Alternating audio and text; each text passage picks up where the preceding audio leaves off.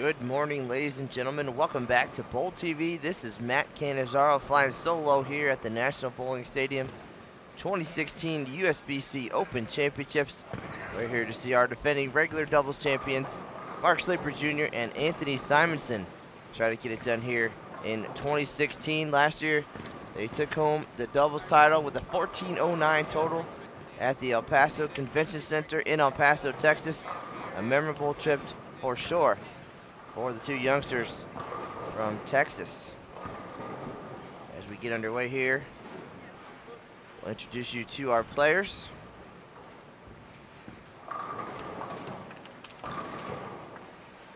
Simonsen quickly making a name for himself in the sport. Youngster, just 19 years old, has had quite a 2016.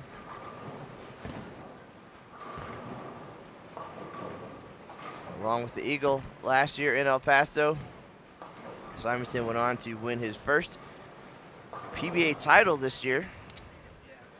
It was the Mark Roth Marshall Holman PBA Doubles Championship with Connor Pickford.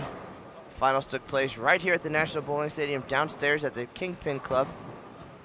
And then Simonsen went on to win his first individual PBA national title at the USBC Masters, about the most prestigious event there is. So an Eagle and a Masters in the same year, I don't know that that's ever happened.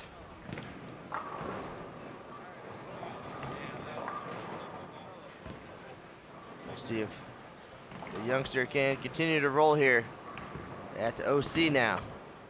Trying to make it 2 doubles titles in a row.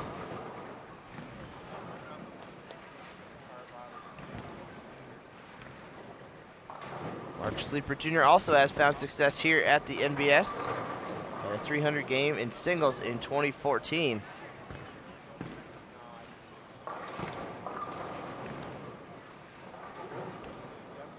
And that was on the way to a 753 series, so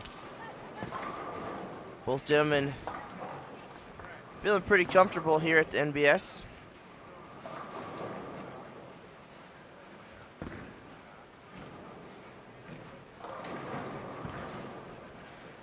And the rest of our players, we have Tanner Spacey from Burien, Washington. Just his second appearance here at the Open Championships, but pretty good list of accolades. 2015 Open Scratch Division champ at the Seattle Youth Masters. 2015 Steve Stevens Northwest Masters champion. And he's had some overseas trips as well.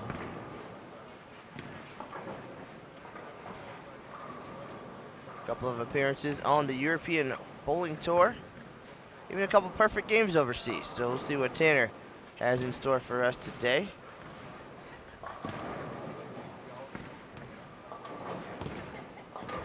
And his doubles partner will be Steve Jaros. 7 PBA titles, including the 2005 Tournament of Champions, 42 PBA regional titles, and the one he may not be as proud of, the previous record holder for the lowest game on TV, beaten a couple years ago by Tom Doherty. So, but he's glad to give that one up. We'll see what he can do for us here at the NBS. Right now we're behind lanes 19 and 20, and doubles underway. This is game number 1 of 3. No warm-up time besides the 6 minutes of practice for Sleeper and Simonsen to get things going. Last year when they took the lead, they bowled on the 8:30 p.m. squad.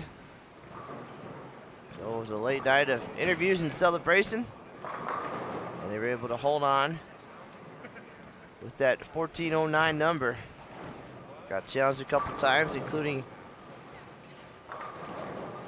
another recent standout, Matt McNeil and Chuck Vishaw. We do appreciate everybody joining us here today on Bowl TV for giving us part of your Sunday morning. It's my understanding we are going up against the Indianapolis 500 today, so I don't blame you if you have it on in the background. Fast fact about this, the Open Championship's older than the Indy 500. The OC dating back to 1901. This is the 113th edition of the world's largest participatory sporting event. So things going strong for the OC, a lot of history and tradition, and Anthony Simonsen and Mark Sleeper a part of it with the regular doubles title in 2015.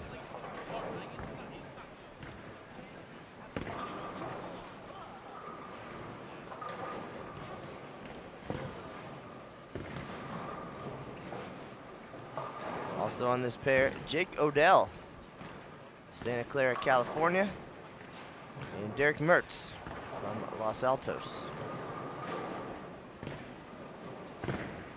So,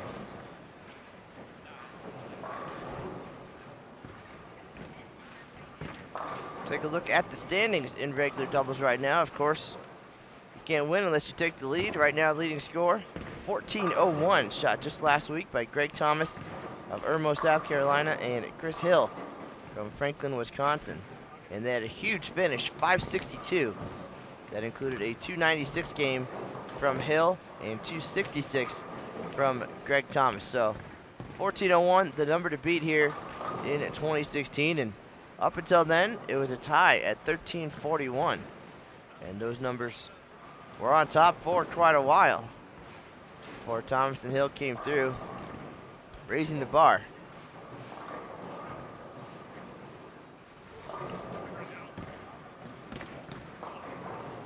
Fourth place this year, 13:37. Top 5, 13:35. And to make the top 10, 13:28. So real tight in the top 10. And some pretty decent scores, but we really hadn't seen any big numbers until the last week or so.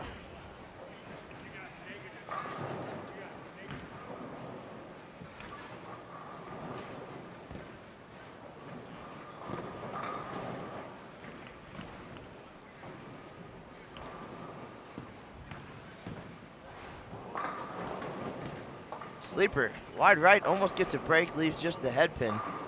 Denied the double here early in game number 1. Sleeper from Kaufman, Texas. Simonsen now listed as Austin, Texas, but he's a man on the move.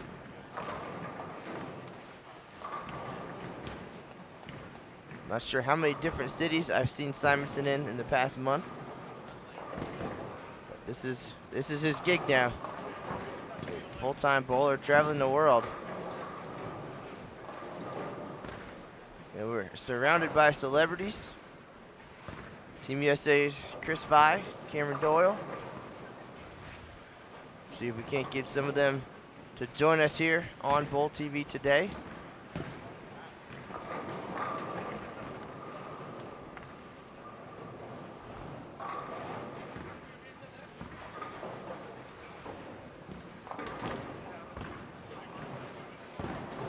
Just checking in, welcome. This is Matt Cannizzaro live with the 2016 USBC Open Championships behind lanes 19 and 20 at the National Bowling Stadium.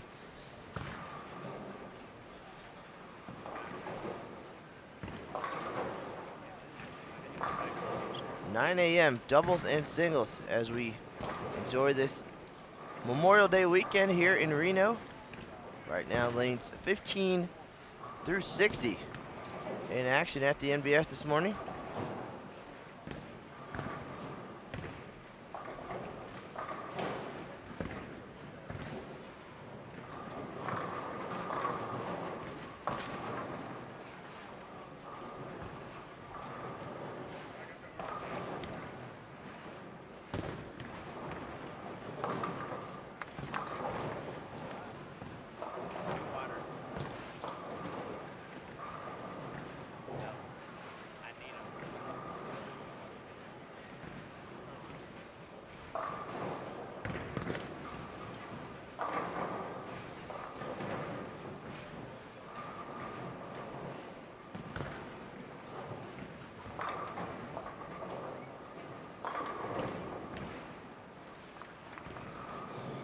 It's like another star-studded weekend here in Reno. I already mentioned our Team USA members, Vi and Doyle. I believe part of that group, Devin Bidwell.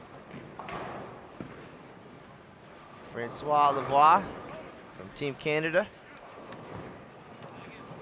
Shannon and Brian O'Keefe in the building as well. Well, the bowlers are last night.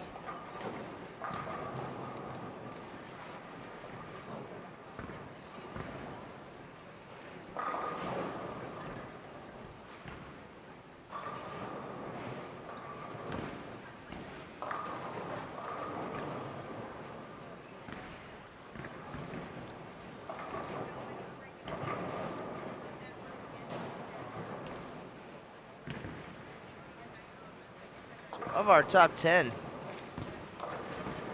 first game scores from the top: 428, 429, 471, 419, 427, 426, 353, 397, 449, and 406. So if you can grind out the first game and get a low to mid 400, you're in pretty good shape, and hopefully the lanes open up for you and give you an opportunity for big scores the rest of the way.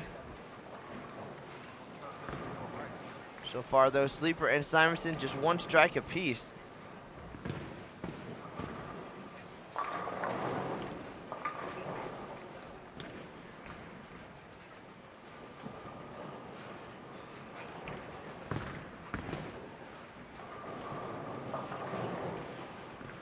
So another look at Spacey. Second tournament appearance. A 300 game at Junior Gold back in 2012, so that's a pretty significant accomplishment on some tough lane conditions. And to have two on the European Bowling Tour, pretty neat to have him in 2 different countries, possibly even more, possibly 3.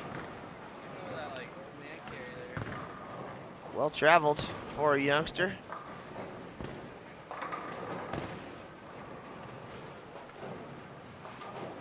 Of course, Jaros, PBA journeyman. A nationally televised perfect game back in 1999, 13th in history.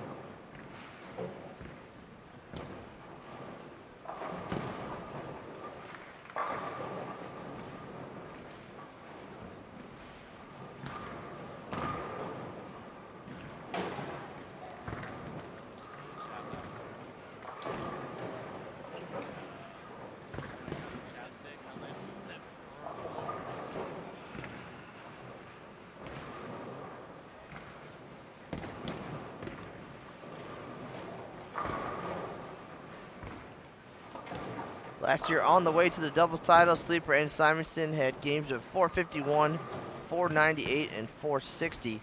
Again, for a 1409 winning total. Sleeper led the way, 247, 262, 235 for 744. Simonsen, 18 at the time, added 204, 236, and 225 for 665.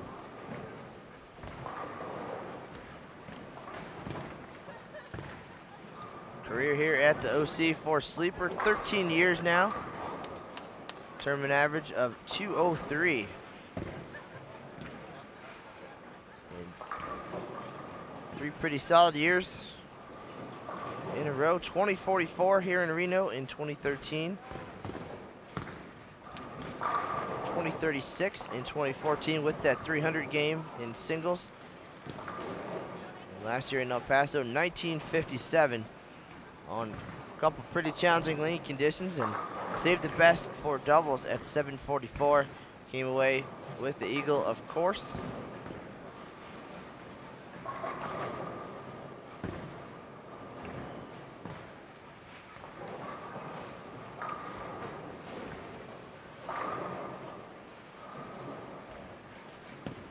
And Simonsen making just his 4th appearance at 19 years old, though. Started in 2013 here in Reno, 2044 out of the gates, including 728 in team event. I believe he had the front 10 that day. Almost made an immediate impact at this event. Came back in 2014 with 2018, including 716 in singles. And then last year in El Paso, Texas, slow start, 566, 665 in doubles, and 680 for 1911. So average through 3 years, 221.2. Simonsen also a member of Junior Team USA, and now Team USA getting called up to the big leagues. The youngest to win a major at 19 years, 39 days. And the second youngest to win a PBA Tour title. Format this year delayed the title match of that event, but I think he's pretty satisfied with the year overall. Also finished 6th at the 2015 US Open, just missing the TV show. So the 2014 PBA Southwest Region Rookie of the Year, getting better and better with age.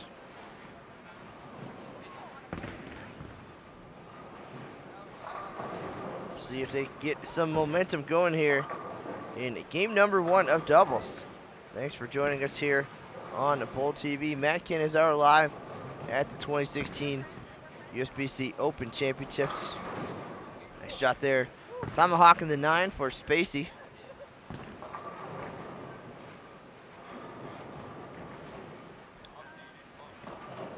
Last night in the team event, 31-24 for Classic Products number 1. That is the connection here, Sleeper. Part of the Classic Products family in Texas.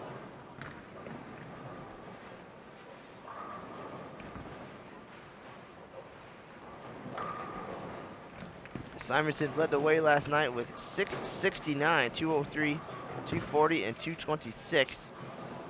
He was followed by Spacey at 648, Sleeper 638. Derek Mertz, 594, and Jaros, 575 in the 5 spot. They started out pretty strong, 1034, 1099, and things got a little weird for them, they said, on the lanes. The last game finished with 991. So flirting with the top 10, didn't quite get there, 31-24.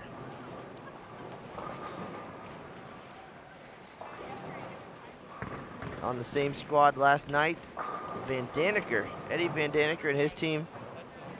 Van Daniker won, made a run at the lead. They had a shot going into the 10th frame, and they still had a possibility with 3 bowlers to go. Came up a little bit short, moved into 2nd place with 32.66. And they'll be back on the lane's next squad at 1 p.m.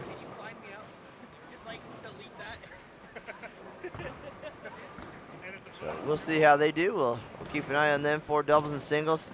Of course, team all events is the big one everybody has their eye on, and they saw it kind of the right way last night when they got done, and it wasn't about what got away, but about the head start towards that 97-19 number in team all events. Hornswogglers leading the way.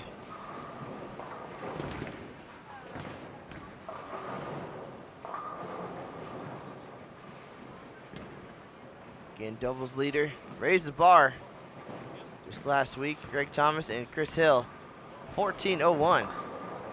And that can get away from you pretty quick here. The math of bowling.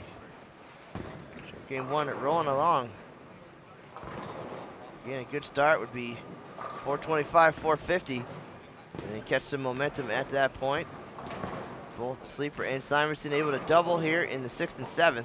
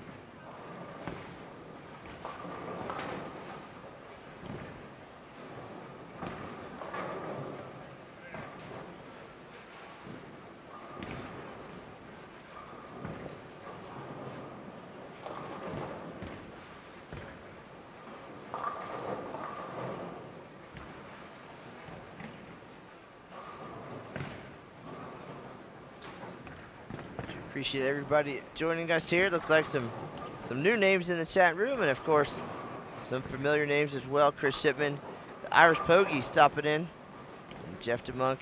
Flipping back and forth between Bowl TV and the Indy 500. Welcome everybody. If you have any questions along the way, feel free to drop those in the chat room. You also can find us on social media. The official Open and Women's Championships Facebook page up and running flawlessly again on your computer or your mobile device. A lot of great information, news and notes there. Pretty wild weekend so far between Las Vegas and Reno. Big scores at the Women's Championships, and our 5th perfect game yesterday here in Reno. Andy Schutt from Iowa used to work in the Brunswick booth. Added his name to the short list here in 2016.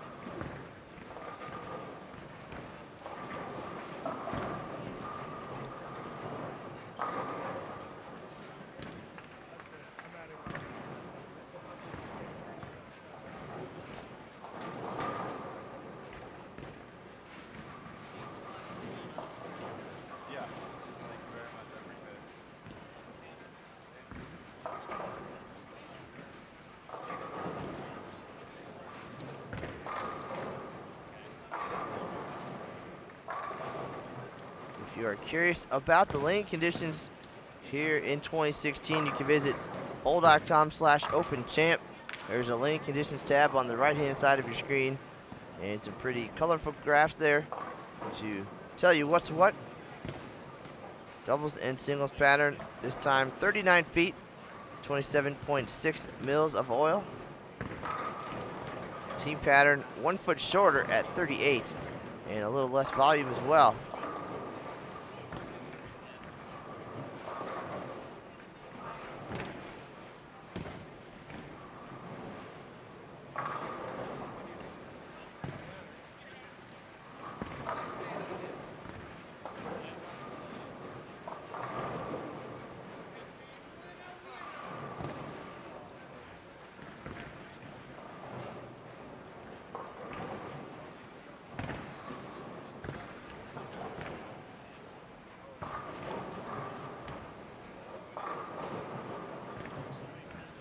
We're still headed our way. USBC Open Championships rolls on for another 5 weeks or so. Kick things off on March 5th, and we'll be here until July 11th. If you're coming to the biggest little city in the world and you want to check out our doubles and singles lane condition, you can visit the Bowlers Journal Championships presented by USBC down on the high end of the National Bowling Stadium. Does feature the doubles and singles pattern, so you get a feel for the venue and the high ceilings, the not so bright lights, but the big stage for sure. And Simonsen on the 3-bagger leaves the 4-9. Sleeper with a 3-bagger of his own. Still hanging in here early in the doubles event.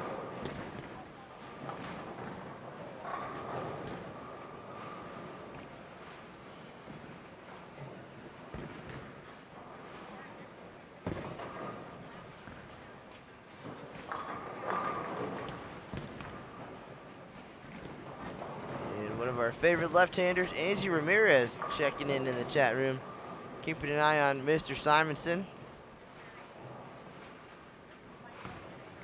Andy's had a pretty solid summer so far on the PWBA tour, and Anthony's been out there doing his ball repping duties and getting a little practice in at the USBC Queens last week after match play was over.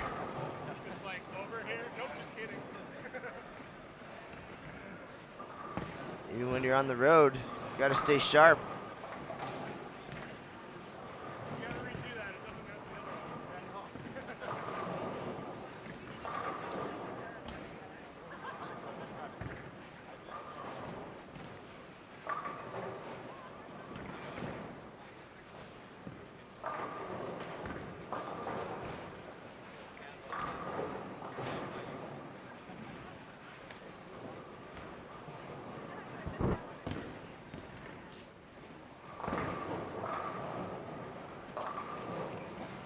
So Sleeper able to connect for 4 in a row. In that 14:01, pretty sizable number considering how long 13:41 stayed atop the leaderboards here in 2016. Greg Thomas and Chris Hill finding the right combination in their final game, 562. Catapult into the top spot.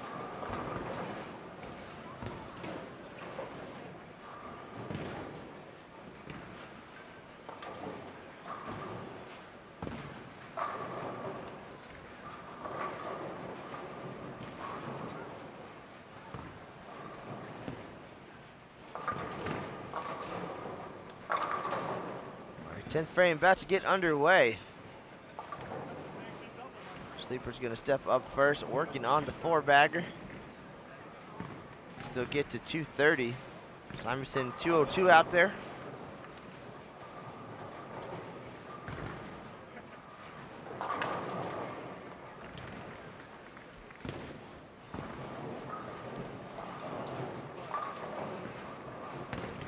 Sleeper gets that one wide right again.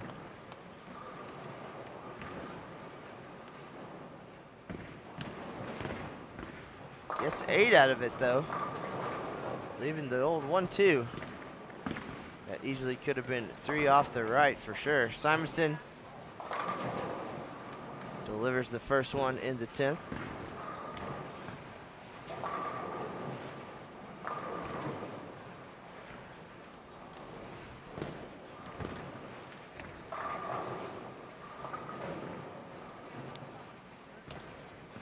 Welcome to the party, Ronnie Horton.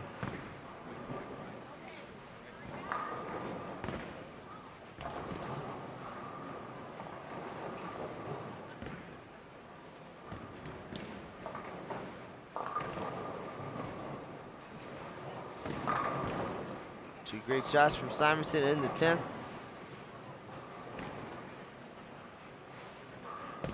Got to 4-9 after 3 in a row.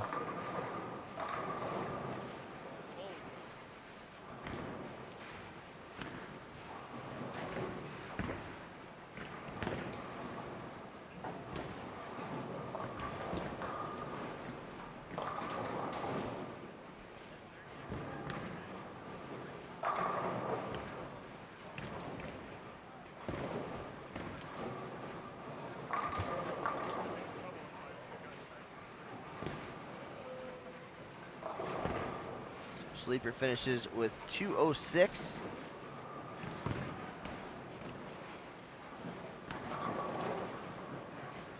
Simonsen looking for a 7-strike 202. Ball change on the fill. Gets 7 for 199, so a 4:05 start. Gonna have a little bit of work to do here in games 2 and 3. Two teams in our top 10 have started with less, so we'll see. These guys can get something going now.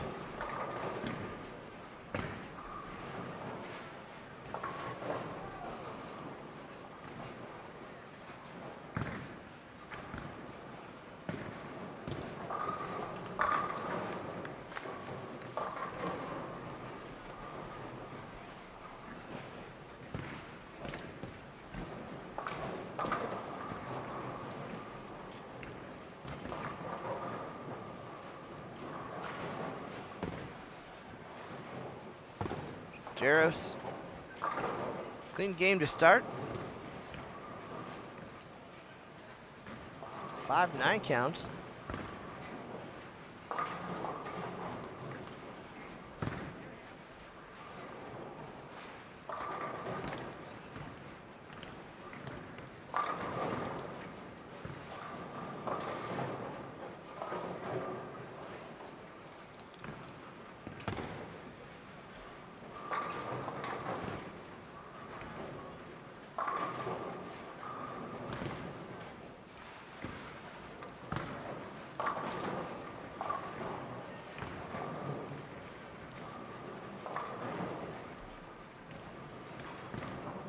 Interesting discussion happening in the chat room about the whole disappearance of the live streams in 2017, and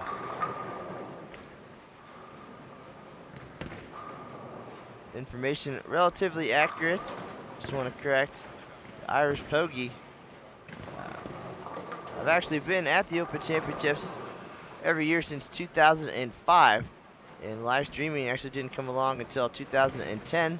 In a very limited capacity, expanded in the years that followed, and again cut back a little bit here in 2016. But as far as the media relations plan for 2017, should be business as usual. Expect to have somebody, possibly even me, on site for one more year. This is number 12. Why not lucky 13? Be there to bring you all the news and notes. Plenty else will be going on. We'll have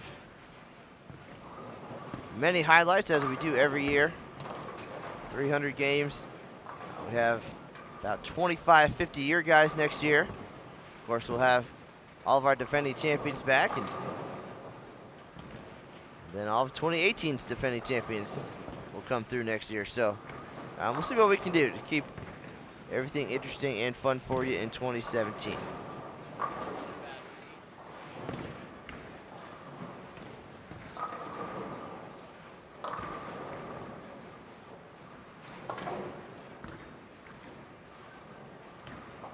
Jaros, high man on the pair, 215. Tanner Spacey, 192, so 407 for them, 405 for our defending champs, Mark Sleeper and Anthony Simonsen.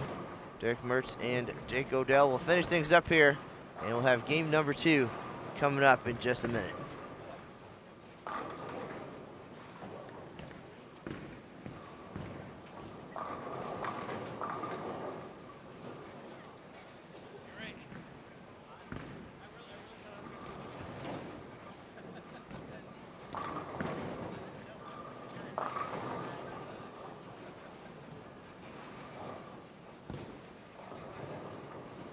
You'd be surprised. It can always get weird.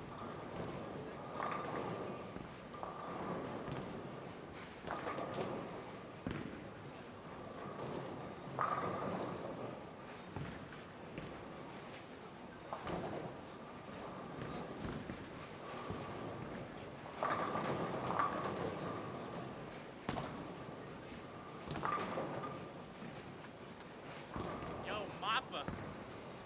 Mappa.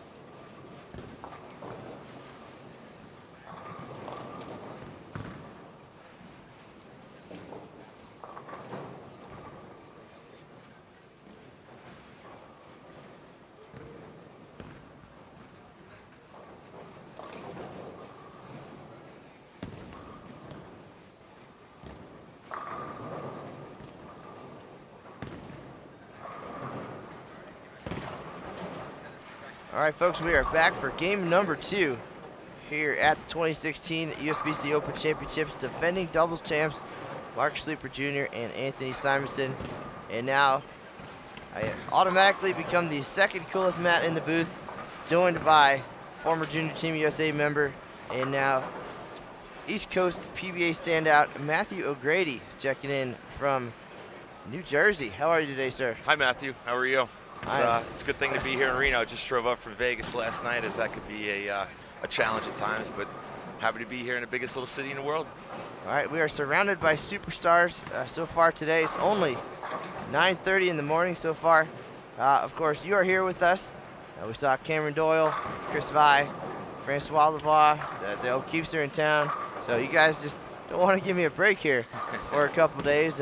You mentioned being in Las Vegas, the wife pulling the women's championships, and a lot of action with the Queens and all the PWBA stuff going on. And you got to do the ball repping duties for a couple days, right? Got to do that. That's always a fun thing. Carrying the bags across the concourses at South Point could be challenging, but I enjoy it. My wife really likes to get out there and compete.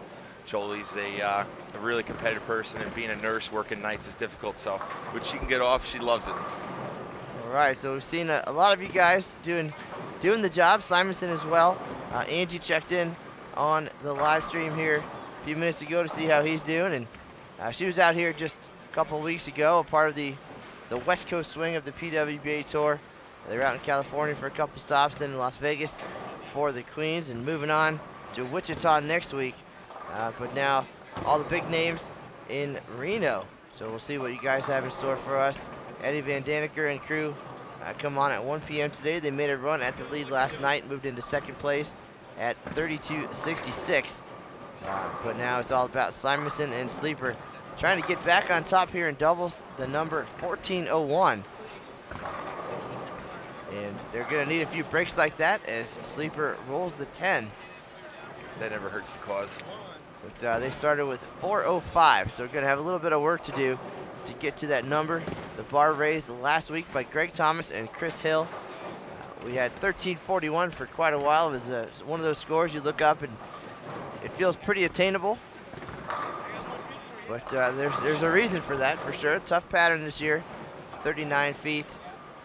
But Matt, you're a coach out there in New Jersey and getting the next generation ready and getting those kids set for junior gold, I'm sure, and going on to college. And now for the ladies, the PWBA Tour, a dream that's possible. But as far as your own game, if we follow you on Facebook and see your success all up and down the coast, and what did you do to get ready for this event, and how is watching guys as talented as Simon and Sleeper going to help you in your attack of the lanes? You know, just watching some bowling and seeing the shapes, and of course, you know, understanding where they're sliding, and then, you know, what their rev rate and their rotation is, what kind of balls they're using. You know, it's a culmination of things that go into seeing how the lane's got to be played. And of course, straighter's greater from the get-go. You got to have a window to be able to throw it to. You can't end up moving right of where you started. I think that's the biggest thing in team events, man. All right, just get that early hook then. A couple guys from your neighborhood. The Hornswogglers came out and bowled well, took the lead in team all events at 97-19. The number's kind of been 10,000 in the last few years, a little bit lower there as well. But you guys have had some time, I'm sure, to talk and analyze things a little bit. And now being that it's already almost June, you know, despite the travel and the ball caddying, have you had much of a chance to practice yourself, and are you going to take advantage of the fine opportunities here at the National Bowling Stadium? I think I might do a session with Mike Jazz now and pick his brain. You know, everybody needs an extra set of eyes. I was bowling it really well there for a little bit, and I struggled at a regional a couple of weeks ago. You know, you just get a little bit at a time, and you start relying on what felt good beforehand. So it always helps to get some extra games in. I only practiced one day down in Vegas, but I bowled a couple of mixed squads. And so, you know, any kind of line is just good. All right, so you just pointed out quite a few good things about 2016 right now. You mentioned Mike Jazz now, USBC silver coach, doing his thing at lane 81 here at the NBS. And you can sign up, have a session with him. And he's a hard-working guy back there trying to get all the bowlers nice and sharp for the Open Championships. And on your way here, why not take advantage of the USBC mix going on alongside the Women's Championships? So accompany the wives and the girlfriends and bring the guys along, and you can compete in that event. Brian O'Keefe, we mentioned him earlier. He got a chance to bowl in the USBC mixed, and it's just another chance to see a little bit more of a challenging pattern. And you got a team event, double singles, get the arm swing a little bit loose maybe while hanging out at the Women's Championships, and then get you ready to come in Reno and throw pins like Simonsen and Sleeper here in game number 2. That was a tomahawk right there, huh?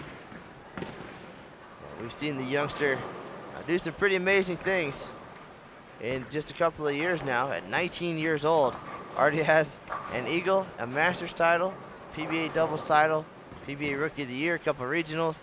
And it's just funny to think that, you know, a few years ago we were talking and he was looking for feedback about joining the PBA and if it was the right time and the right move, and how about that? So 3 years later. He's one of the most level-headed, I mean, mature people at his age, let alone. I mean, he's just got it all together, it seems like, and his performances show. He's my idol. He really is, and he's 10 years younger than me.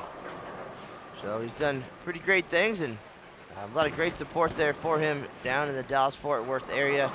And 2016 has been pretty spectacular. Earned a spot on Junior Team USA and got the call to the big leagues in Team USA. So he'll be going to camp here pretty soon, if not already.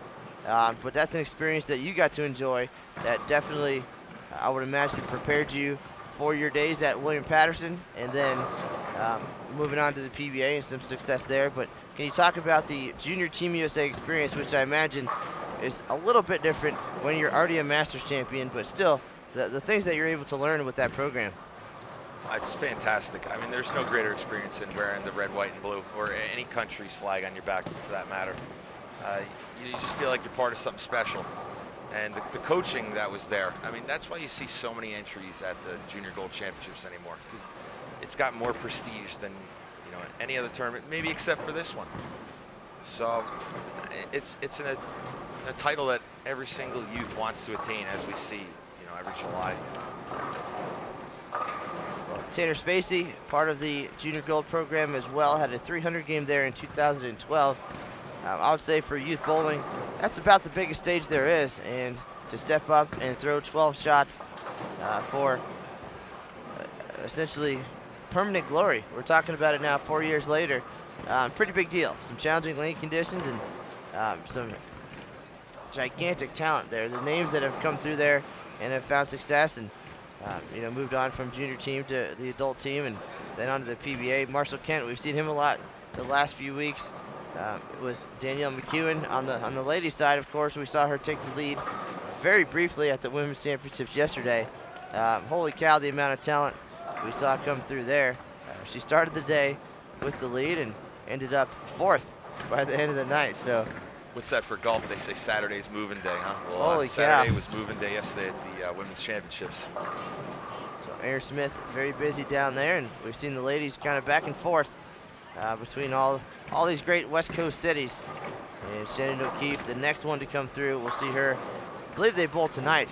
Yes. But I love the surprises when I look at the monitor like last night and I see the team lead in jeopardy. Gets the blood flowing a little bit for me as well. Get the cameras out and get out there, and hopefully we'll see some of those fireworks here in doubles as Sleeper and Simonsen get comfortable in game number 2. And just as I say that, the PBA washout. Yeah, that was pretty tough. That got off his hand really quick to the right. I think his swing line plays a part of that. Wants to fall towards the inside a little bit too quick, and then the hand just over rotates it towards the out. Well, I mean, the strategy is pretty simple. If you want to find success here, don't miss left, don't miss right, and make your spares, and you'll be golden. Just hit your mark, right? That's what we always say. But especially early on this 39-foot doubles and singles pattern. Okay, just double checking. We got the 38-foot team pattern, 39-foot for doubles and singles, a little bit heavier volume. Definitely, if you miss to the outside, especially early, it's not going to make it back. And we saw Sleeper get a couple out right, and they might make it back later in singles. But right now, you mentioned straighter is greater. On the right side there, just trying to just get it in the hole, get the head pin, and hope that during the 6 games, the lanes will open up for you. Pretty basic strategy, but always a little bit tricky with this Kegel ice oil. I was just going to ask you about that. They are using the ice oil again, correct, Matt? Well, we've had the ice here at the OC since 2013. Beautiful. Back then, it really threw some people for a loop. They were unfamiliar with it. It was debuted for this tournament, and the idea is that it holds up a little bit longer, a little bit slicker, so you don't see that transition. So if you're expecting it or you've seen it play with other oils and you're trying to anticipate those moves, they just don't come when you think they do. And then you kind of get stuck at that point. Do you move back or do you stay where you are and you wait it out? And there's so many pieces that have to fall into place to find success here, especially in this 3-game sprint. Doubles, we've seen a lot of teams come through with terrific games 1 and 2, and then we call it the game 3 blues, where all of a sudden that transition hits and you just start scratching your head, and even teams needing just over 400 to get to the lead, unable to get there. It just gets a little bit weird. And Matt, when you get to that point, you go over the game plan, and you don't want to jump ship too soon. You don't want to panic either. What do you do when you have a great start and then things just start to go weird? I'll tell you what, that's the biggest challenge we face. With lanes changing, I mean, there's so many different adjustments, whether it's laterally on the approach, it's changing ball roll, the manipulation of the big four, speed, rotation, revolutions, and tilt. And, being able to not only move your feet from left to right, but change that shape of the ball reaction from front to back. And that's the most important thing with the ice oil, because you could be in the right part of the lane, but your carry is going to diminish quickly. It might not be a ball change. You just need to get that ball to slow down a foot or two sooner. Simonsen throwing bombs here in game number 2, 3 in a row. He had a 6-strike 199 in the opener, 4-9 right in the middle of that mess. Still 405, an okay start. I think that'll beat 2 of the teams in our top 10 right now for the first game, but they're going to need to figure something out here, get some momentum. What are you seeing so far here early in this doubles event? Even though it's game 3 here, correct? 2. I walked in late, sorry. I'm still seeing, bigger, slower pieces, covers that creating more friction. You still see Steve Jarvis here, one of the greatest to ever played a game. He's still playing up the first arrow. That's someplace that I'd want to be. Straighter's greater. But I mean, bowling balls that aren't too skid flippy seem to be the right choices for right now. Mark seems to be sliding into around 29 right now, and you see he's got a little of the wiggles and the hooks going on there. PBA washout to almost big 4 minus the 10 pin. His angles might be a little steep right now, where he can't get to slow down when he gets it far right, and then obviously there's not much hold when you get it in. Well, I think one of the tricks with the ice oil is to get it all to blend pretty well. So you don't necessarily want to break it down, and like the old days where you have the hook to the right, but just blend it out and make it a little bit smoother for you. Absolutely. But that all coming from a retired left-hander. Unfortunately retired, because you throw it extremely well. Ex-Jersey boy, I have to say that, give you a compliment.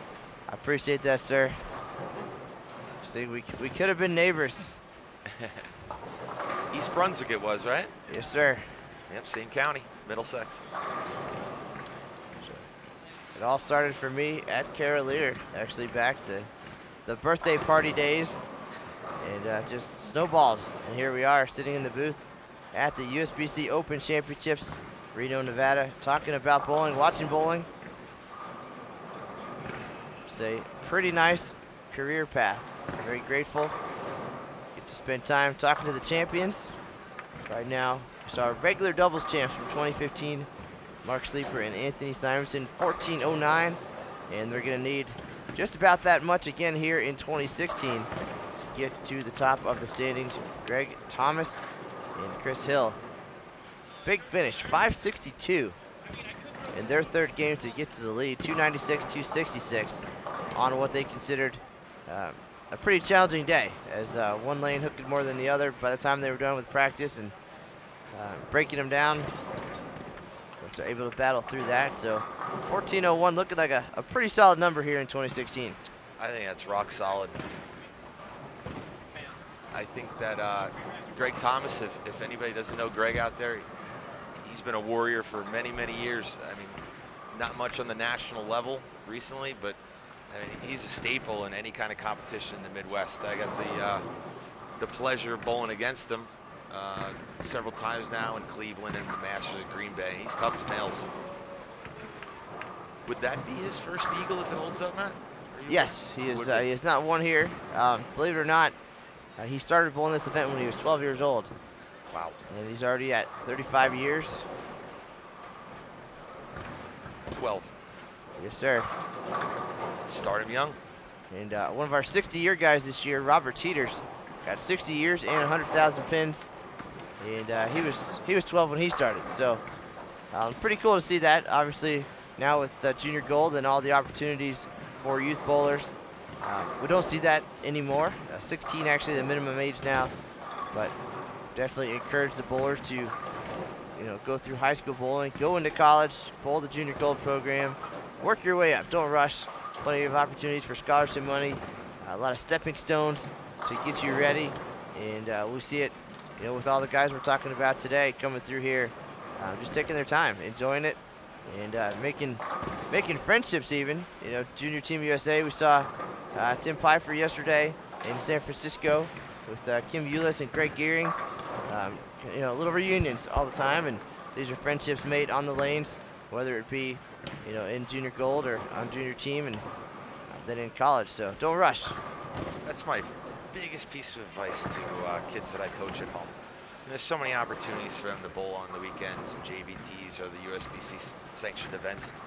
And then also they could sign the waivers these days and compete in an adult singles event. So I stayed until I was 21, and I couldn't sign the waiver then. I think that if you're in school and you need to pay for some books, you need to be bowling still in junior events.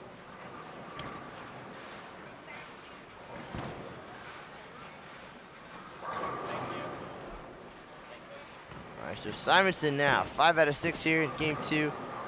Going back to last night's team event, 31-24. on our 39-foot, 38-foot, see, back and forth, back and forth. 38-foot team pattern, 39-foot double singles. 31-24 was the number. Simonsen leading the way at 669. If he's going to make a run at all events, that number is 21-24. Jacob Butcher from Chandler, Arizona. Another youngster, very unique style. Conventional grip, and just has the double jointed wrist and able to do some things here. We saw that on Facebook Live as he spared a 7-pin in the 10th and then struck on his fill ball to sneak into the lead by 2 pins. That also was last week, same day as Greg Thomas and Chris Hill, so we had a busy day that afternoon, and we'll see if Simonsen can get there. Gonna have some work to do with that 669 start, but we've seen him throw a whole bunch of strikes, especially in 2016, the Masters title, youngest bowler to win a PBA major, 19 years, 39 days.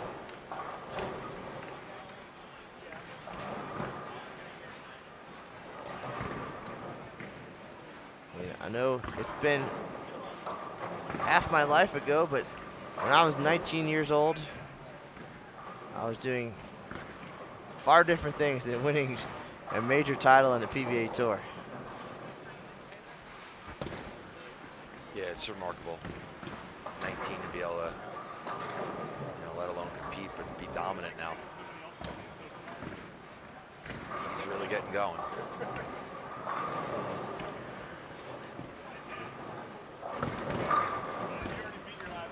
And one more for the young two-hander. All right, well, Mr. O'Grady headed off to the Bowlers Journal Championships. He's going to take his shot at this 38-foot lane condition. And we will see you, Matthew, later on. Best of luck, and we'll talk to you again soon. Thanks for joining us. Matthew, thanks so much for having me. It's a pleasure to talk to you, and of course to commentate on some good bowling here. Hopefully the guys and gals later on continue and have a great time in Reno. Thank you. All right, sir. That is former Junior Team USA member Matthew O'Grady going to get it done at the Bowlers Journal. If you would like to see this 39-foot doubles and singles pattern getting tongue-tied here in the booth today, you can visit the Bowlers Journal as well.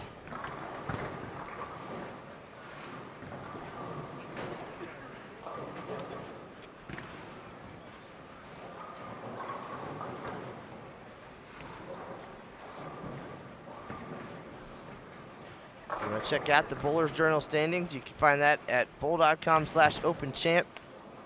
Click on the scores tab. We update those every Monday.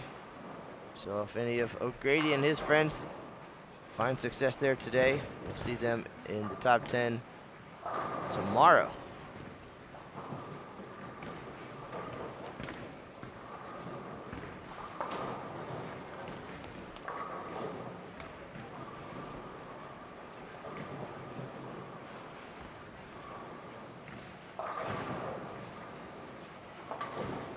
Derek Mertz getting something going here in game 2 after a 159 start.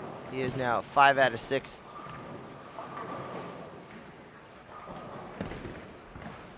Jaros 575 last night. Little momentum here in doubles, 215. And now working on a 4-bagger.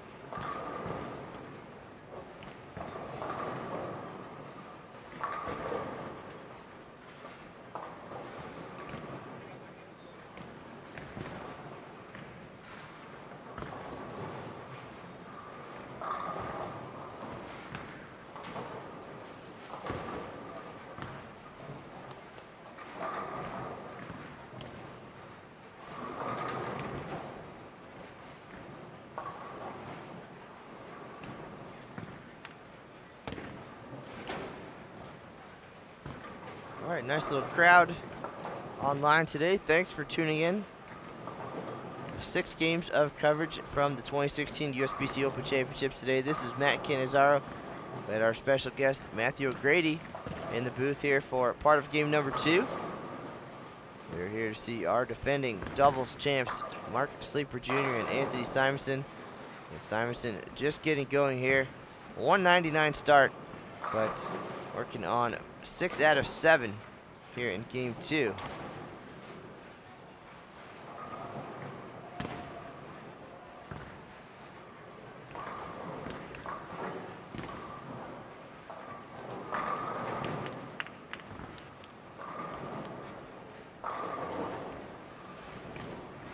So 6 in a row for Simonsen. Sleeper with a pair of opens in the 4th and 5th after a 2:06 start. Spacey throwing pins as well. Some lively carry on lane 19 here at the NBS today. Saw a couple tomahawk 10 pins as well.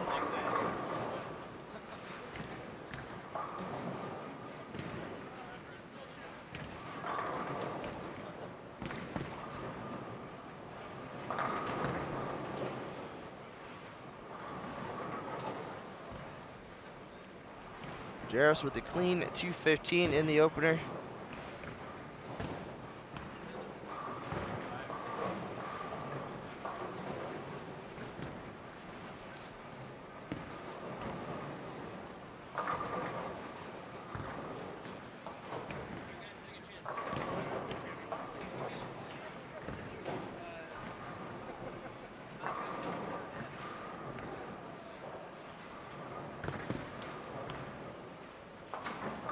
Things rolling along. The end of game 2 coming up here in just a minute. I feel like we just got set up.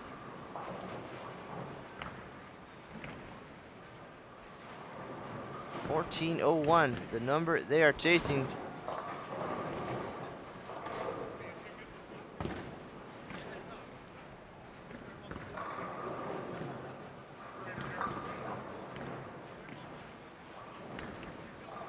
And if you have any questions, feel free to drop those into the chat room. Find us on social media. Official Open and Women's Championships Facebook page. A lot of great information there, as well as bowl.com. And if you want to reach out personally, you can find me on Facebook, Matt Canizaro USBC, or at USBC Matt.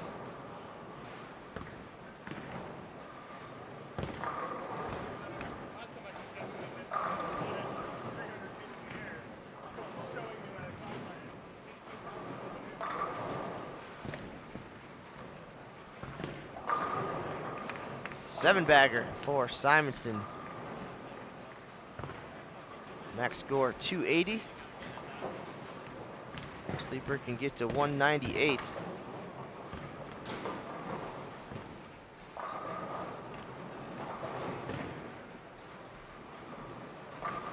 To make the top 10 right now, 1328 is the number. 1328 for the top 10. But I don't believe they're here for the top 10. They're here to successfully defend that title. 1401 is what it's going to take.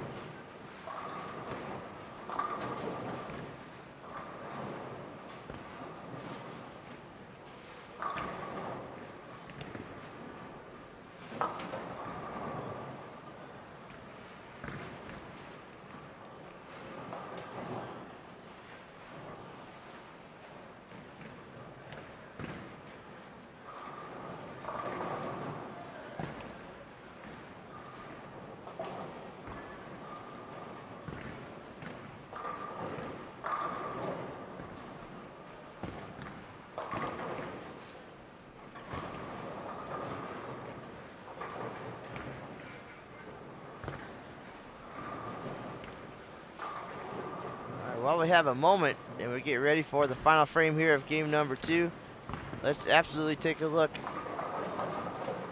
at the overall standings here at the 2016 USBC Open Championships. You can follow along or check things out beyond the top 10 at bowl.com/openchamp. Just click on the scores tab and you can find the leaderboards for each event or individual results for your friends and family, as Odell gives the Big Four a run there, gets 3. A little bit of excitement here. Team events, leading score, bowlingdynamics.com, 3,300. And we had a run at that last night. Van Daniker won. Came up a little bit short, had games of 10:32, 11:30, and 11:04. Had a shot at it going into the 10th, even with 3 bowlers to go, but settled into second place at 32.66. Fifth place in the team event, 32.16.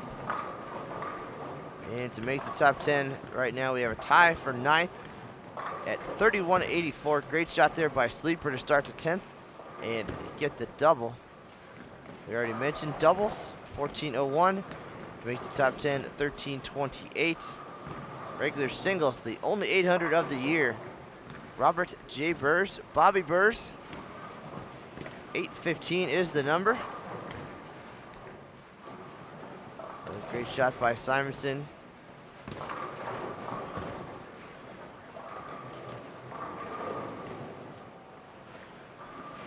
Top 5 in singles. 772. We had a run yesterday. Michael Klimpel from Minnesota, 256, 258, 267 for 781. He is third.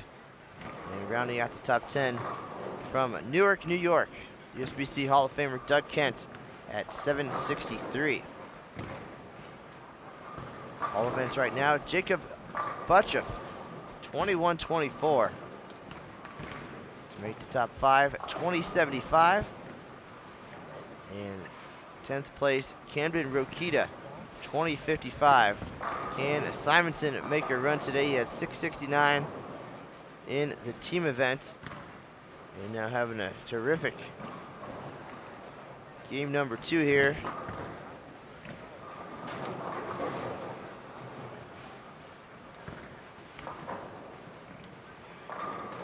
Team all events, the Hornswogglers, 97-19.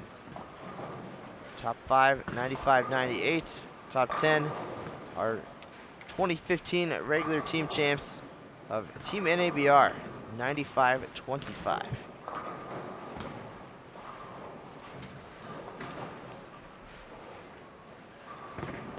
So Sleeper finishes with 186.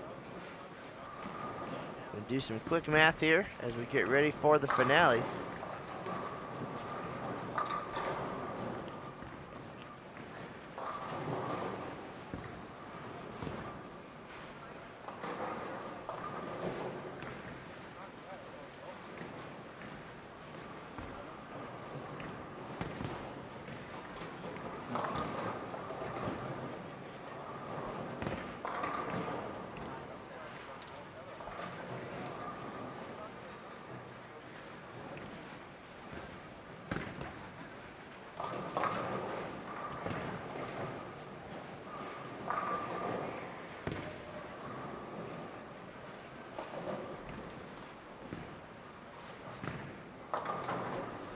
All right, looks like they're going to need 543.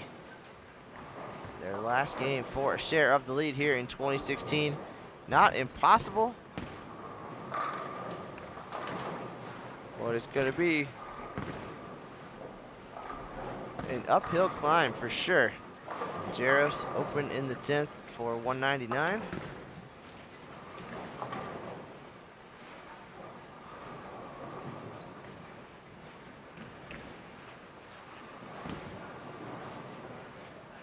Simonsen and Sleeper.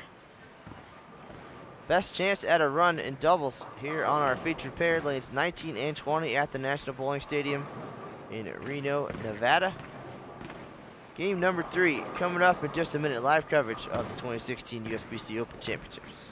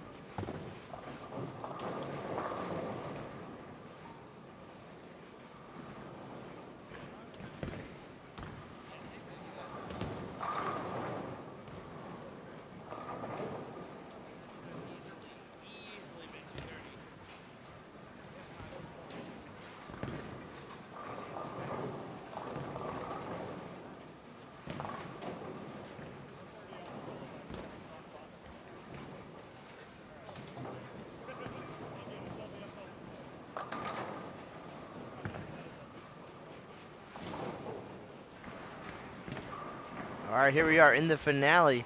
543 is what they need to get a share of the top spot here in 2016. And looking at our top 10, only 2 teams have managed to get to that 500 number.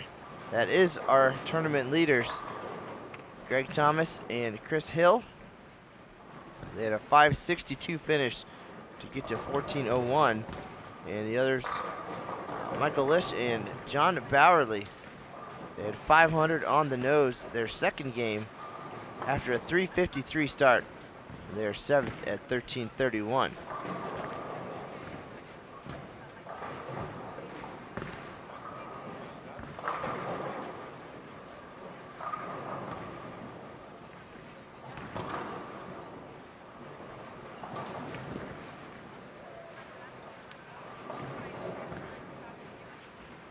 Again, 543 is the number, and with a pair of spares there in the first frame, giving away 20 pins, 580 is the max.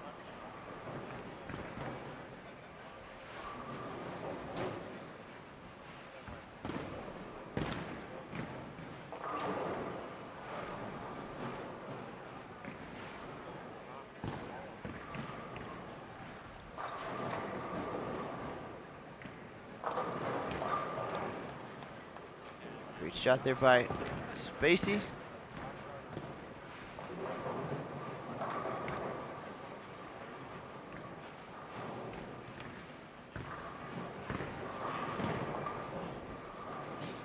Not a high-scoring affair here so far through 2 games on this pair.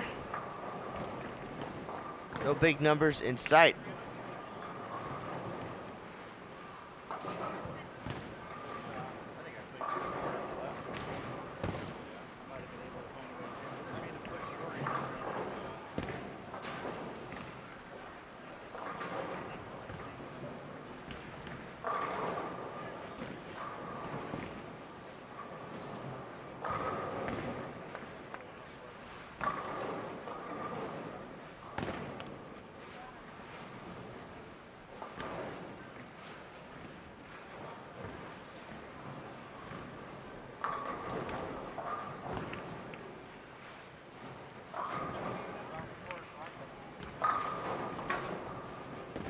Tough break there for Odell with the stone 9. He does not look like he's having a fun day. So, but a great shot, perhaps. Things gonna look up for singles. 3 more games coming up after this.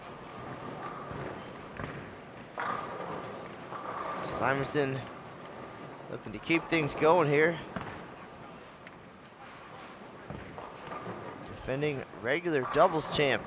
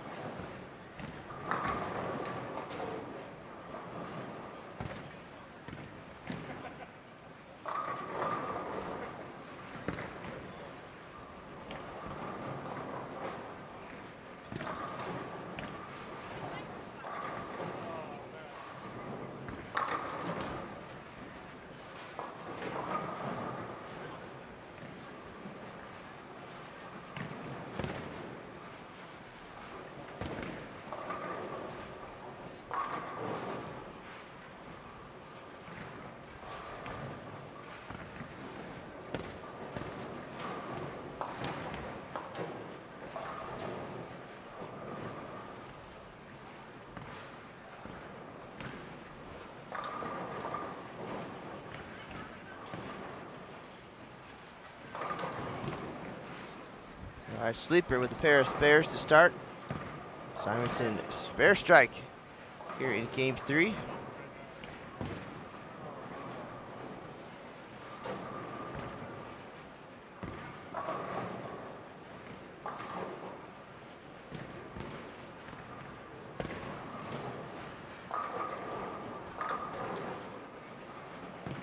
Appears we have an Amigo Man sighting in the chat room. Aaron Smith checking in on me from Las Vegas. Wild week in Sin City. We were there for the USBC Queens, which followed the Senior Queens. Robin Romeo taking home a 3rd consecutive Senior Queens title. And then at the Queens, international players making a big showing. 21 countries represented at this year's event. 15 among the top 64. And even the stepladder final had 5 different countries represented. Bernice Lim becoming the first player from Singapore to win the USBC Queens. That was live on CBS Sports Network. Also that day, 3 other TV shows for the PWBA Tour were taped. They will air on CBS Sports Network June 7th, 14th, and 21st. Mix in some collegiate action, youth bowling down the line. It's going to be a busy year for bowling on CBS Sports Network. We appreciate that partnership. And all of our partnerships here, our gold partners at USBC, Columbia 300, Hammer, Storm, and Kegel, the official lane maintenance provider here at the Open Championships. Mr. Smith also had a pretty busy day at the Women's Championships. I was there in the morning for the live stream of the defending Diamond singles champ Brooke Bauer. On that squad, Danielle McEwen took the lead. And then while I was on the airplane coming back to Reno, there was a battle for that top spot.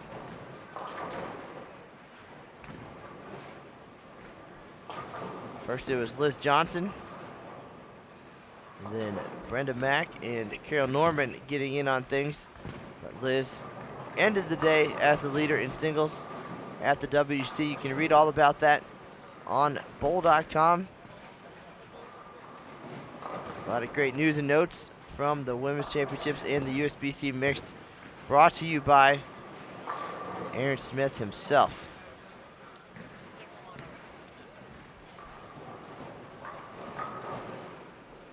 So hopefully things coming down there a little bit for a couple days.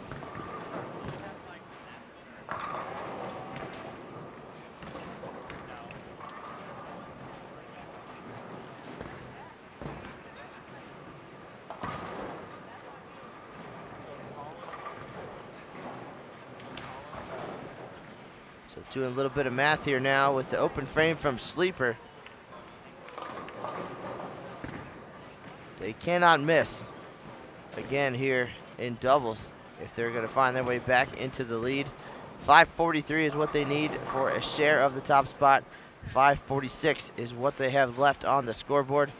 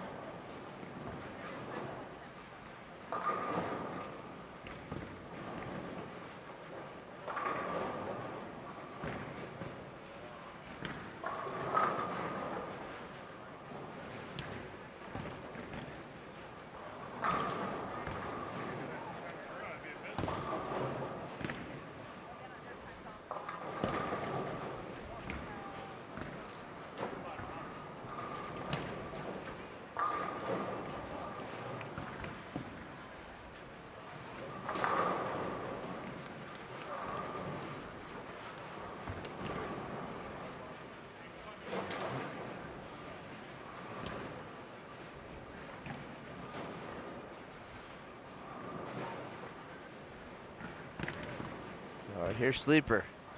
They need to be perfect the rest of the way. And that didn't sound perfect. And the result means no repeat for Sleeper and Simonsen here in 2016. We'll catch up with them for their thoughts after their singles event today.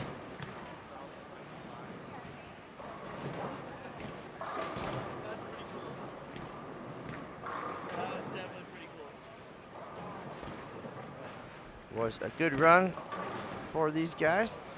They came in yesterday, received their championship watches at Center Isle before their team event. Went out there, had 3 games to get comfortable, and then it was on today. Doubles title defense.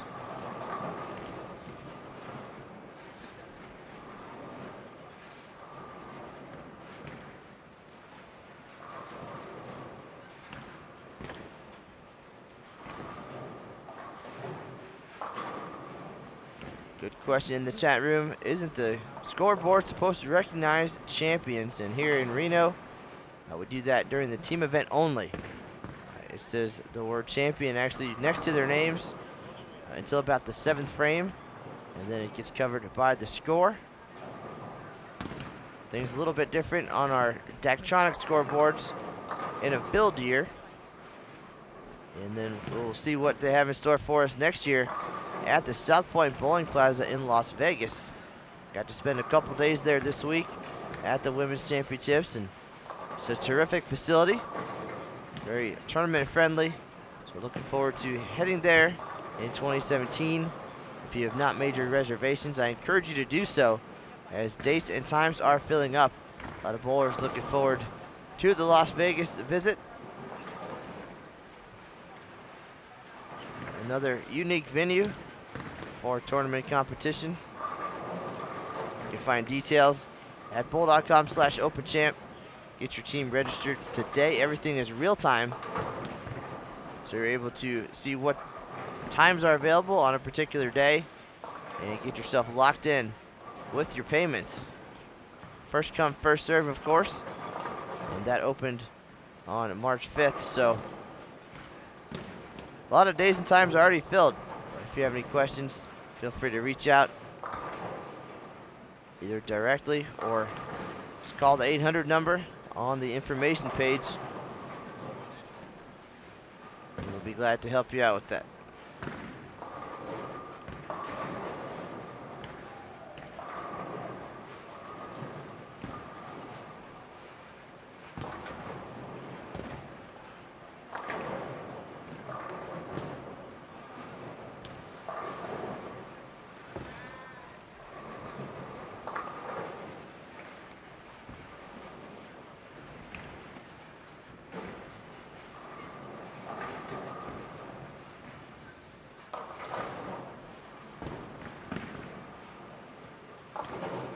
If you are just stopping in, this is continued coverage of the doubles and singles portion of the year for Mark Sleeper Jr. and Anthony Simonsen, are defending regular doubles champions. We are behind lanes 19 and 20 at the National Bowling Stadium. This is Matt Cannizzaro solo right now. We'll see who else comes by maybe to chat with us as we roll into singles.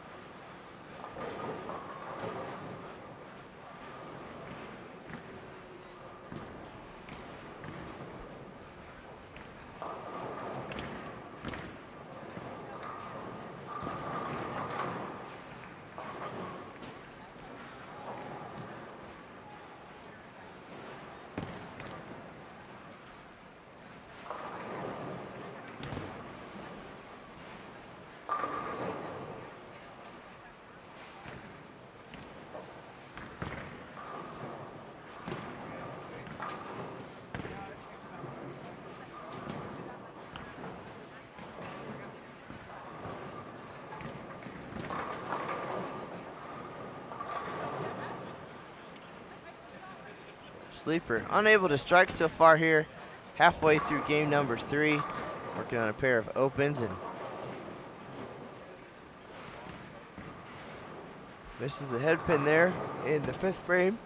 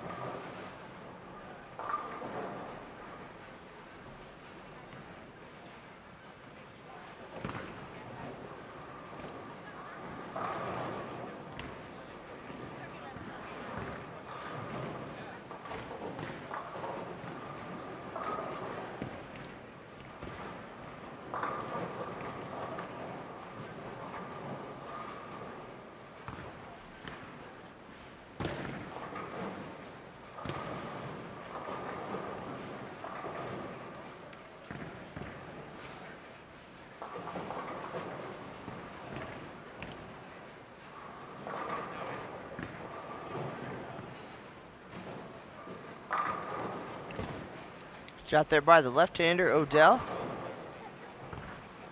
All alone on the left side.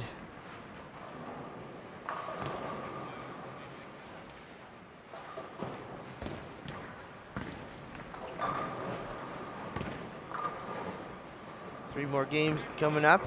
Singles.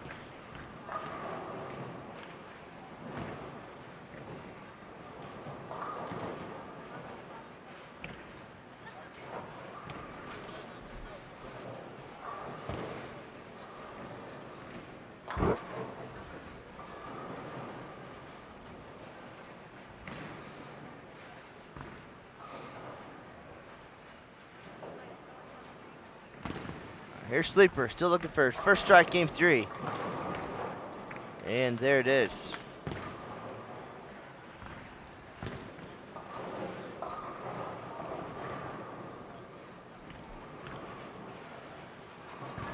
Simonsen 267 in game 2. Game 1 could have been a little bit more. Had an untimely 4-9. Now back on track after a pair of 7 spares.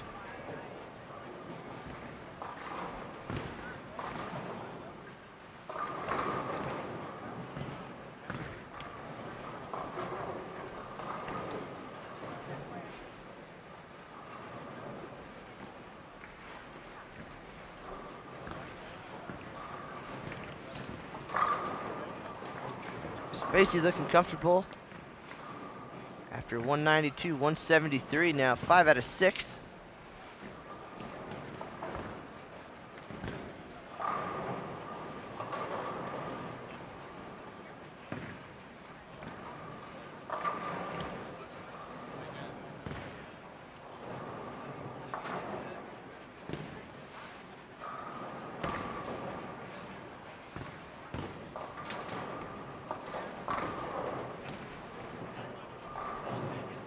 So folks across the house getting done with doubles, making the move to singles.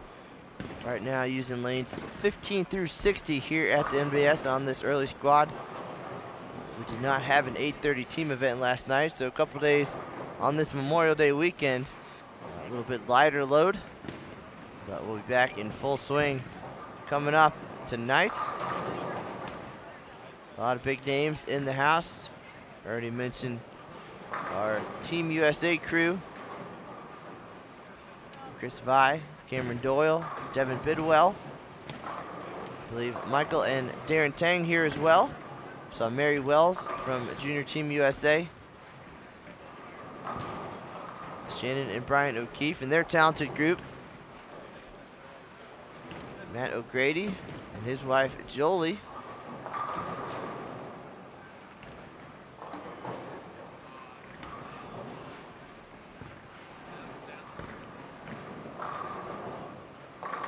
Getting ready for another action-packed day at the USBC Open Championships. Coming up at 1 o'clock, Eddie Van Daniker and his team are going to make a run at Team All Events.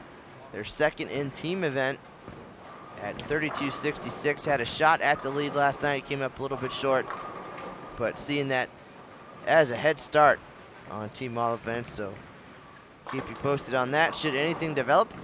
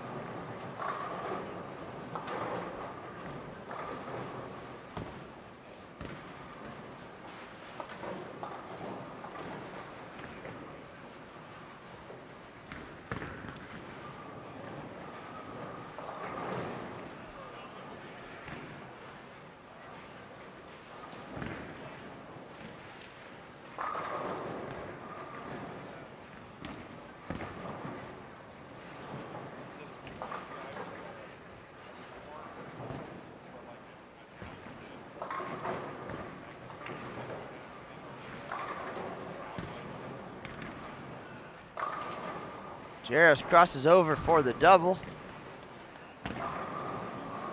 All looks good on the scoreboard.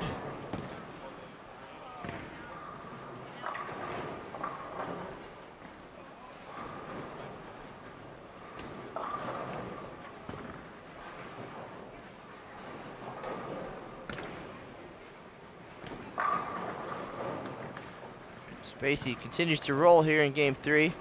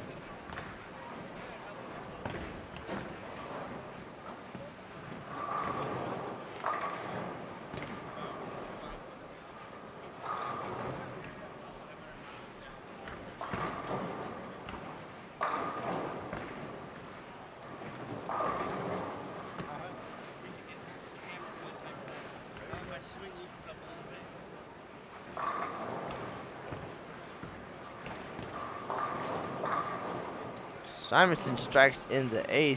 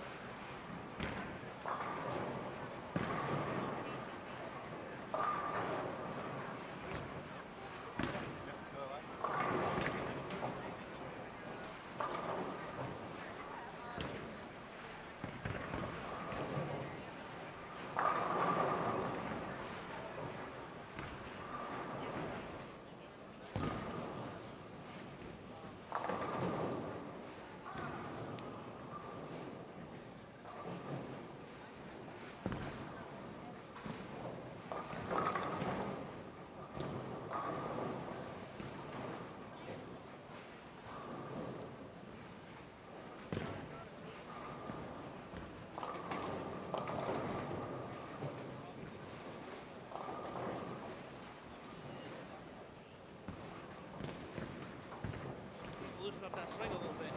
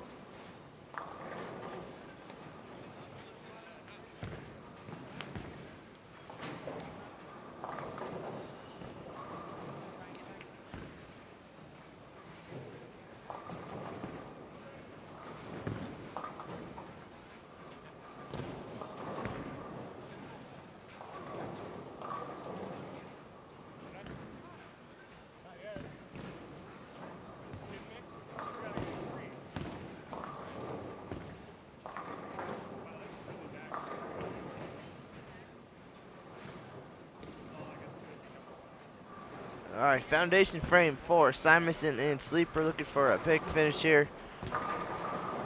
Not gonna repeat in the doubles event, but a respectable performance so far.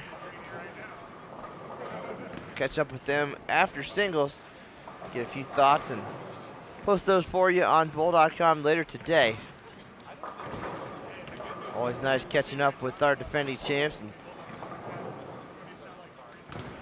see what they think about that march down center aisle and turning around and seeing the world champion on the scoreboard for the first time.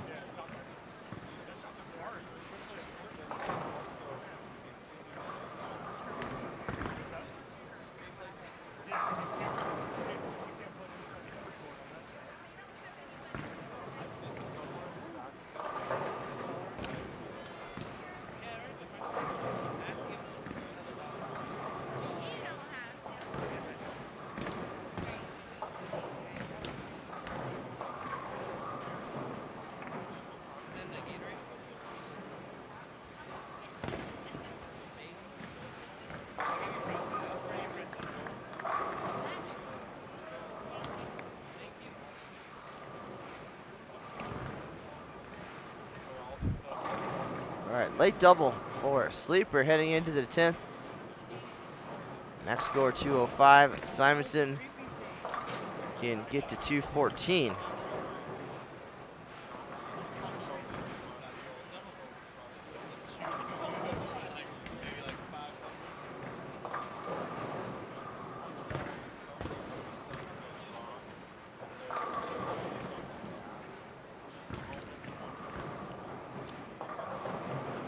They get to 1277. Not a bad day at the office. But well short of our leaders, Greg Thomas and Chris Hill, 1401.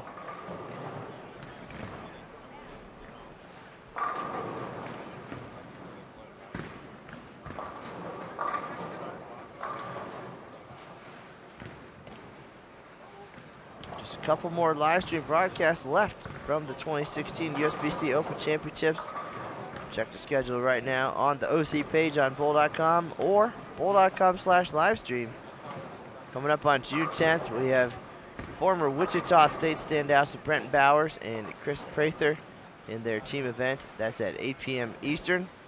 And the final live broadcast of the 2016 OC and potentially for the OC period will be USBC Hall of Famer Dave Houston for doubles and singles on July 1st. And we'll be here at the NBS until July 11th. We'll wrap things up, crown our champions, and move on to the next events. That would be the Junior Gold Championships in Indianapolis, followed by the World Youth Championships in Lincoln, Nebraska.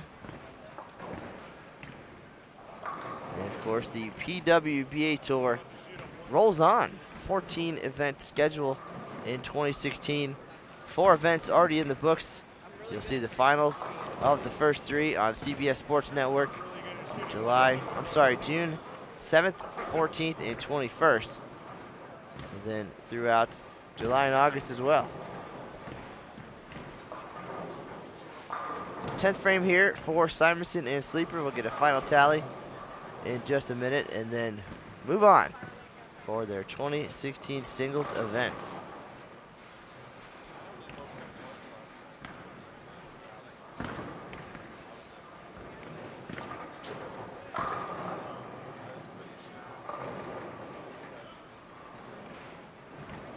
Simonsen with the miscue in the 10th, 191. He finishes with 657.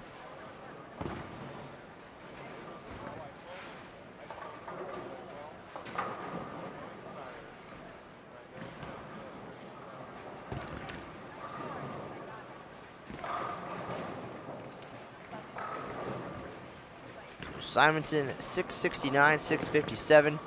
If he's going to get a share of the all events lead, 798 is the number.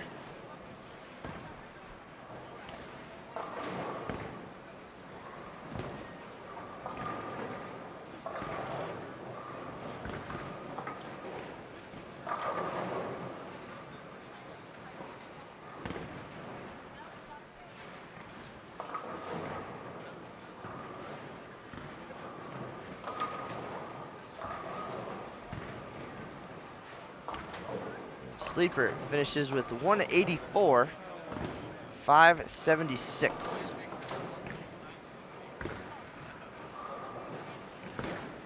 Doubles total 1233 for the defending champs.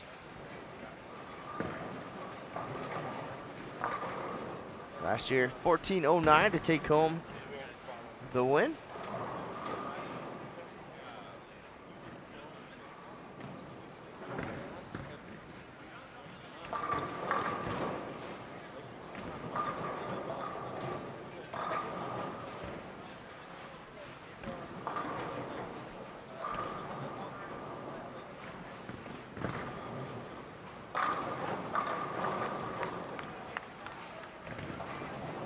Question in the chat room, did Ernie Schlegel bowl in the OC?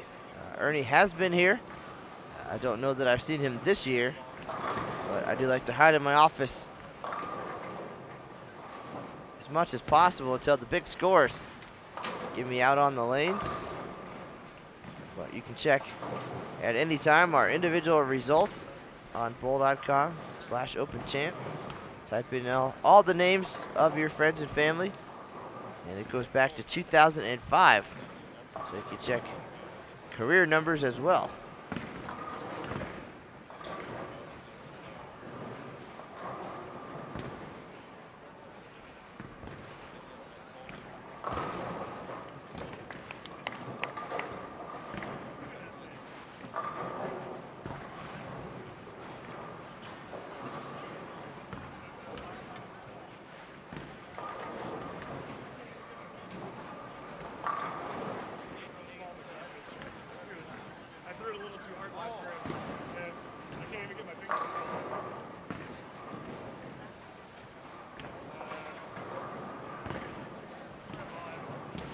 Like Jake Odell having some equipment trouble.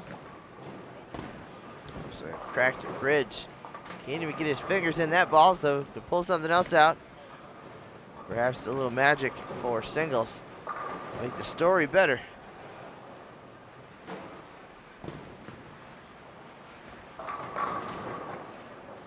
Spacey strikes out for 239. And 604. Tanner's looking pretty good here as we get ready for singles.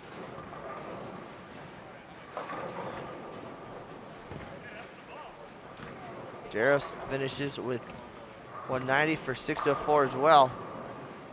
12:08.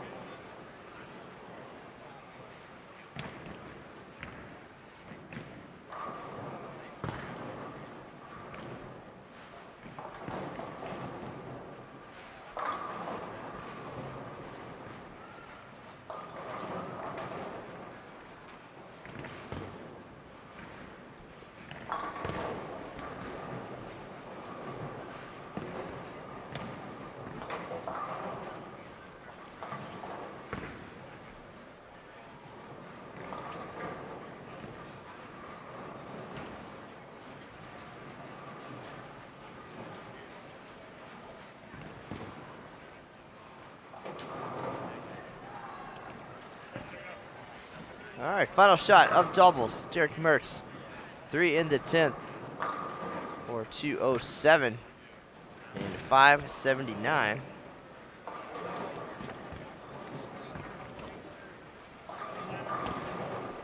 Get ready for singles. We'll have that for you coming up next here on Bowl TV. Thanks for tuning in. This is Matt Canizaro. We'll be right back with 3 more games.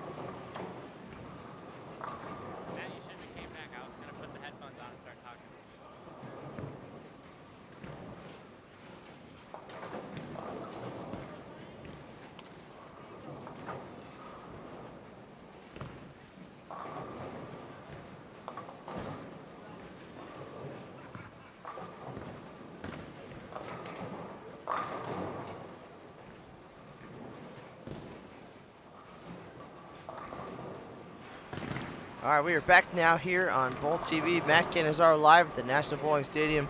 Singles underway here on lanes 19 and 20. Our defending doubles champs, Anthony Simonsen and Mark Sleeper Jr. Came up a little bit short this year, 12-33, the final number. We're now gonna reset the gears and get ready for 3 more games here. That station identification brought to you by our gold partners, Columbia 300, Hammer, Kegel, and Storm Bowling Products. So thank you for all your support out there and for making this possible. And of course, on this holiday weekend, thank you to all our servicemen and women for all the hard work in defending the United States out there. So Memorial Day coming up. Everybody be safe and enjoy. And enjoy the live coverage here on Bowl TV. 3rd consecutive day from 2 different cities. We were at the Women's Championships the last 2 days. And now here at the OC in Reno.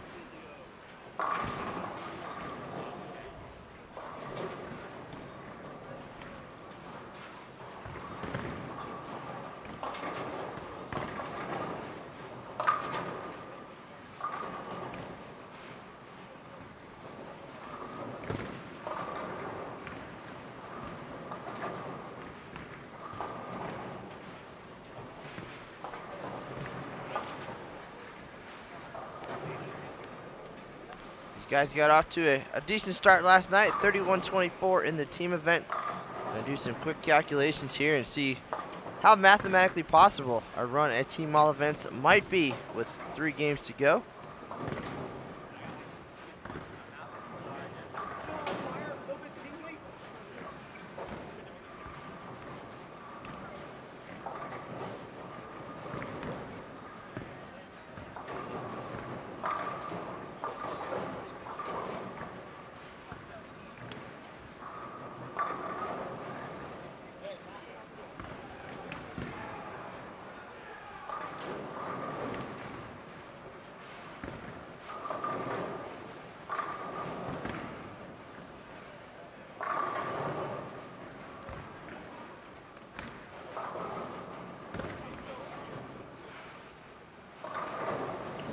Team all events, the members of Classic Products number 1 going to have to average 715.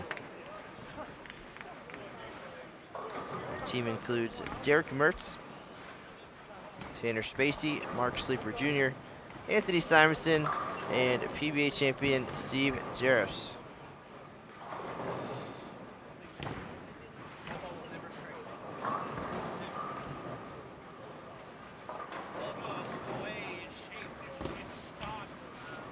Simonsen to make moves in all events to get the lead or share of it. It is going to take 798. So far, spare double to start, so plenty of room.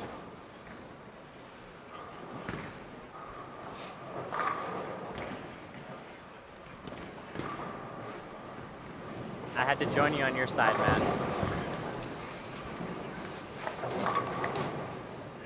Simonsen giving a shout out to all the left-handers out there.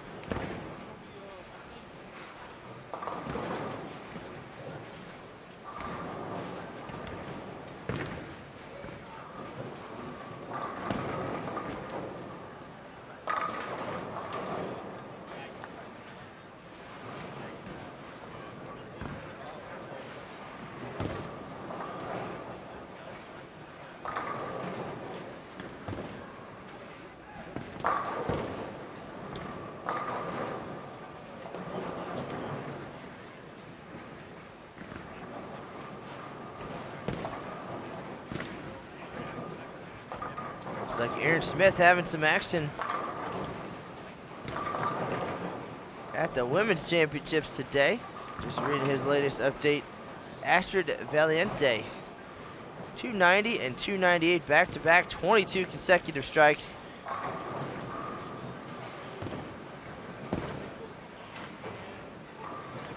A lot of big scores at both events this past week. We're gonna roll on at both tournaments, the Open and Women's Championships, until July 11th. The USBC Mix also being held in Las Vegas.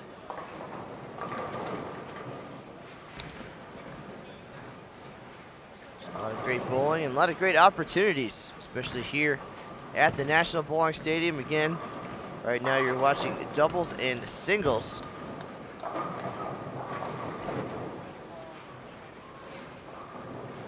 Two different lane conditions here at the OC. Team pattern, 38 feet. Doubles and singles pattern is 39 feet. And that goes back to 2013 with the two different patterns. Fresh oil for every squad. Bit of an abbreviated schedule. First squad doesn't start till 9 a.m. Last squad hits the lanes at 8:30. So you're not here super early, not here too late. Gives you plenty more time to enjoy the host city. And we'll see that schedule again in 2017. So if you haven't signed up yet, please do so at bowl.com/openchamp. Don't miss out on our first visit to the South Point Bowling Plaza in Las Vegas. If you want to see what that facility looks like, visit the Open and Women's Championships Facebook page right now and check out the video Aaron Smith just posted from South Point. It's some big scores there, but you can get a pretty good look at that unique venue. 60 lanes, very tournament friendly. So looking forward to being there for the first time. But we're still headed our way here in Reno in 2016. Bring your team, visit us on the showcase lanes where we can get a 1-hour practice session on the team pattern. One lane for one team, $75. Two lanes up to 10 people, $150. Again, freshly oiled with the team pattern. That is a great feature of the VIP program, which is sold out for 2016. So thank you to all our VIPs for the great support. If you didn't get signed up for that, you're missing out. Keep an eye on it for 2017. They're already working on the components of that package. Includes great things like in and out locker privileges, practice session for you and your teammates, VIP jersey, discounts at Bowling Ball Express, and in our photography area, so photos and videos. We also get you an entry into the Bowlers Journal Championships and the 40 frame game. All of that included and more for $229, but all sold out for 2016. Check back next year as we head to Las Vegas.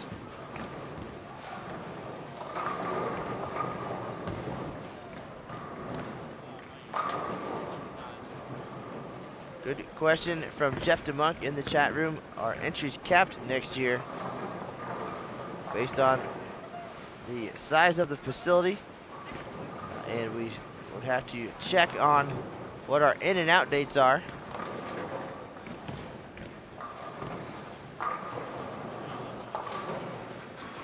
Right now, gonna check on the 2017 page on bowl.com. Next year's event scheduled for February 18th to July 10th as of right now. The difference would be if that is a hard deadline for being out on July 10th and 11th, or if there's some flexibility there based on the interest level of the team counts coming in.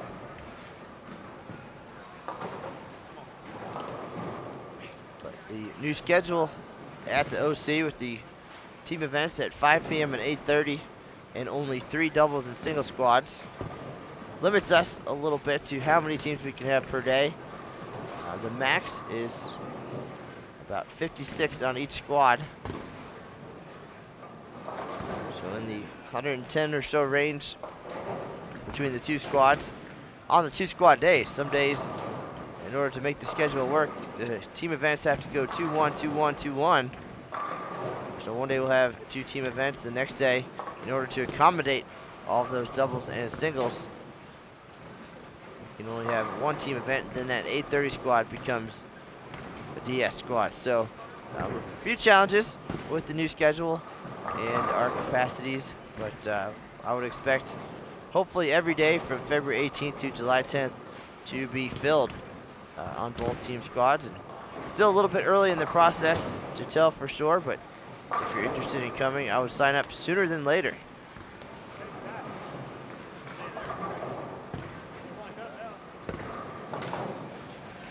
Don't forget, back in 2009, we had a record number of days at 154.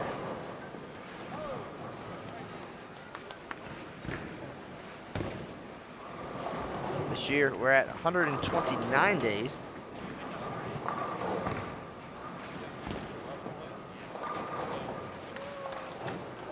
Next year, we're going to add about 16 more based on the current schedule.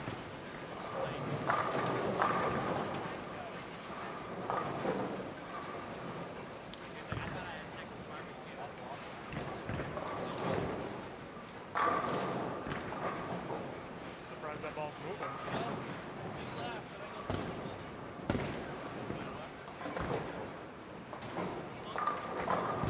So I think based on the math, our capacity next year will be just under 12,000, but that's all unofficial.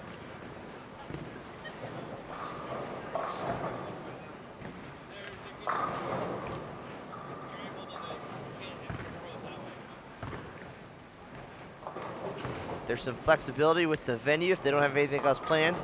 Perhaps the possibility of extending the event should the demand be there. In 60 lanes, and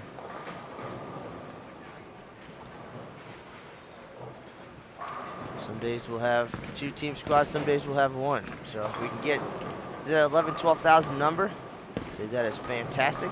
This year, we are at 8,063, up about 700 from 2015.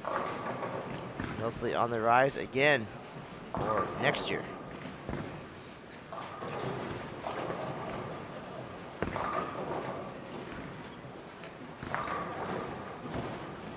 Also next year on the front end of the Open Championships, the USBC Masters. That announced also will be held in Las Vegas, not in the same venue, but an opportunity to bowl both events if you're eligible. Oh wait, everybody eligible in 2017. New rules. So looking forward to having about 24 more participants in 2017 as we open up the field to all USBC members, with some limitations, of course, on who can be on what teams. We also have a 3rd division, so a lot of talk and excitement about that 3rd division coming up in 2017. The standard division, classified, will remain the same at 180 and below. Standard will be 181 to 209, and the regular division will be 210 and above. So we'll have that for team, double, singles, and all events. And a prize ratio across the board of 1 in 5. But some regulations as well on how many standard players can be on a classified team, how many regular bowlers in the standard division, etc. So please read the rules and regulations closely for next year's event when registering and getting your team situated. Some new average rules as well. And again, if you have any questions, feel free to reach out. Contact information available on the Open Championships page on bowl.com, or you can reach me directly, and I'll be glad to answer what I can or point you in the right direction. Right now, thank you for giving us part of your Sunday afternoon. This is Matt Cannizzaro. You're watching Game 1 of singles here for our defending doubles champs, Simonsen and Sleeper. Bonus talent on this pair.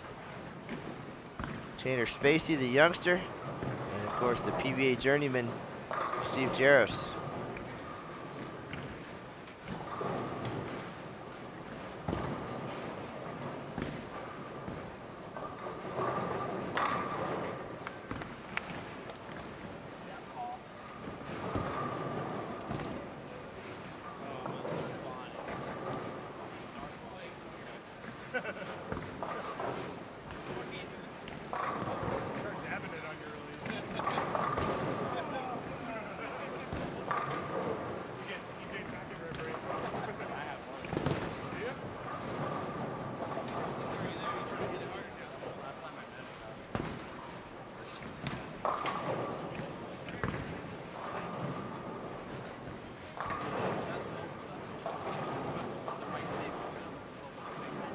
In the team all events chase here,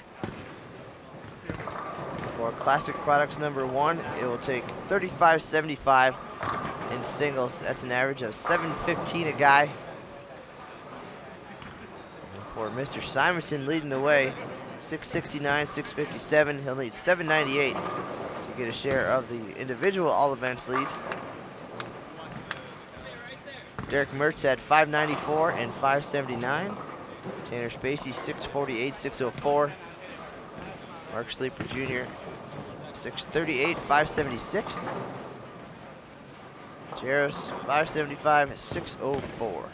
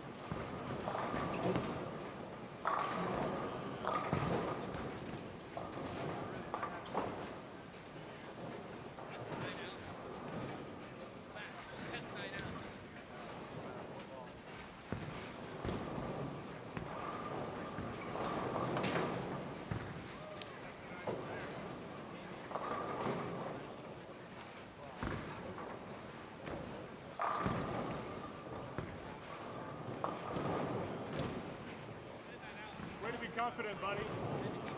Way to be confident.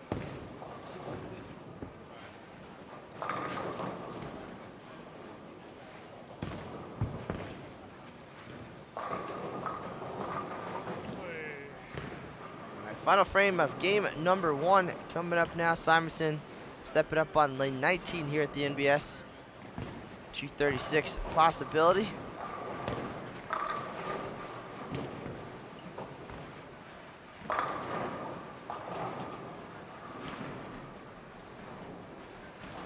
Terrific shot for 3 in a row for the young two-hander. 2016 USBC Masters champion and a member of Junior Team USA and Adult Team USA in 2016 as well.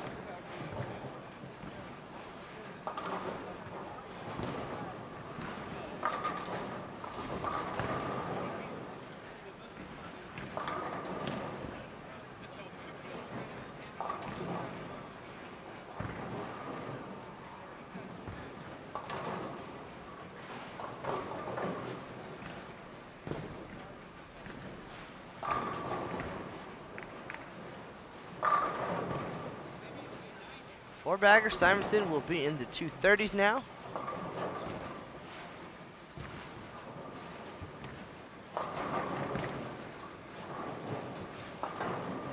Sleeper can get to 176 with a strike on the fill to make a run at team all events. 7:15 a guy here in singles.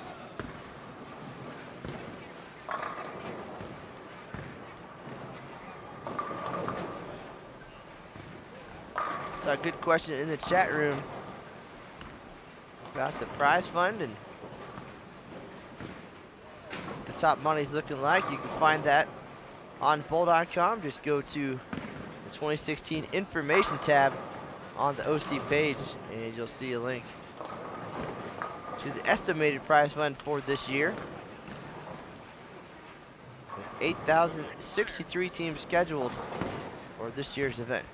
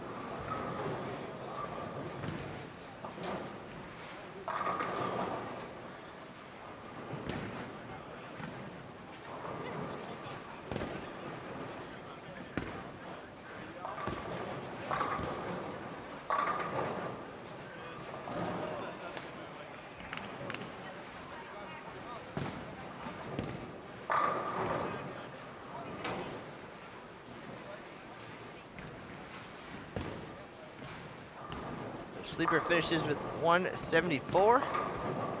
Simonsen 236. There's still a shot at singles and all events. Gonna take a whole lot of strikes for the youngster.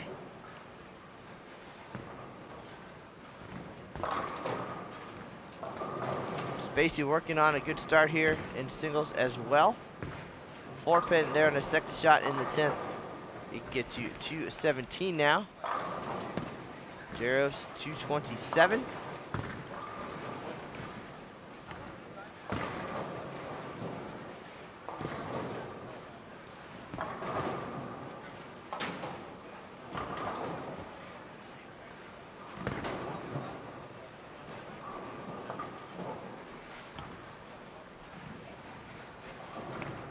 Now I have a question for the folks in the chat room. We know what our leading scores are. Team event 3,300, doubles 1401, singles 815, the only 800 of the year, and all events 2124. Team all events 9719. Question is, are those scores enough? What do you guys think? Are any or all of those scores enough to take home the Eagles here in 2016? A lot of great teams still coming through. Mentioned some of the players in the building just today alone. Not to mention John Gaines and the Lodge Lanes group coming in during the first couple weeks of June. We've got the Hall of Famer Dave Husted live on Bowl TV in July. A lot of faces we have not seen yet. But what do y'all think?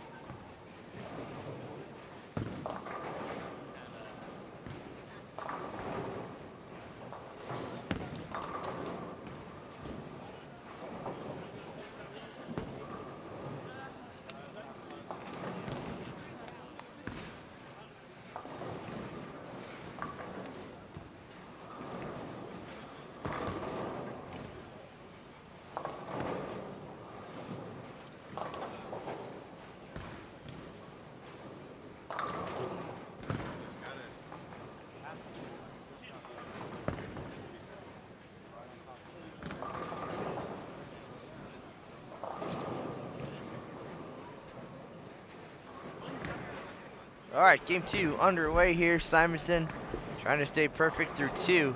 2:36 start. Gets that one right, but makes it back. I think he's a little surprised by that, but the lane's really starting to open up here as we get into the heart of singles.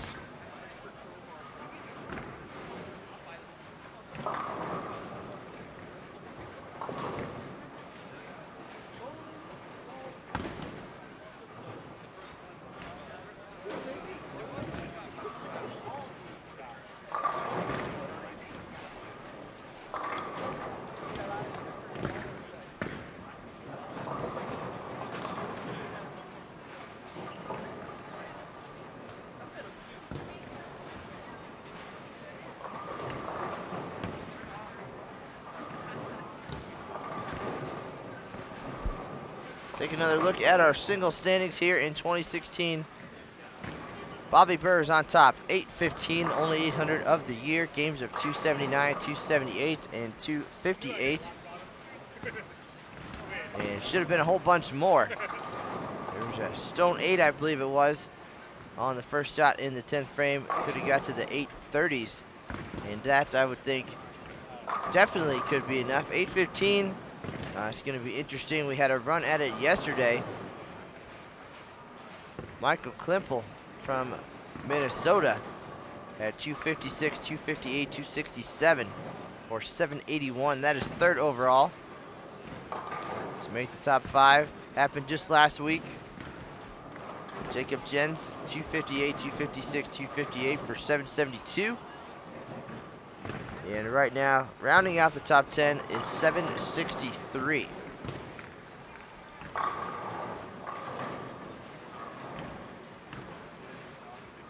All events numbers, Jacob Buttroff on top, 21-24. A dramatic finish for him. We saw that live on the Open and Women's Championships Facebook page. He had 715, 721, and then 688. Spared a 7-pin and struck in his fill ball to sneak into the lead. Bobby Burrs is 2nd now at 21-22. So that very important strike. Clutch performance from Buttroff. 2 pins into the lead to make the top 5 right now, 20-75. And to make the top 10, 20-55.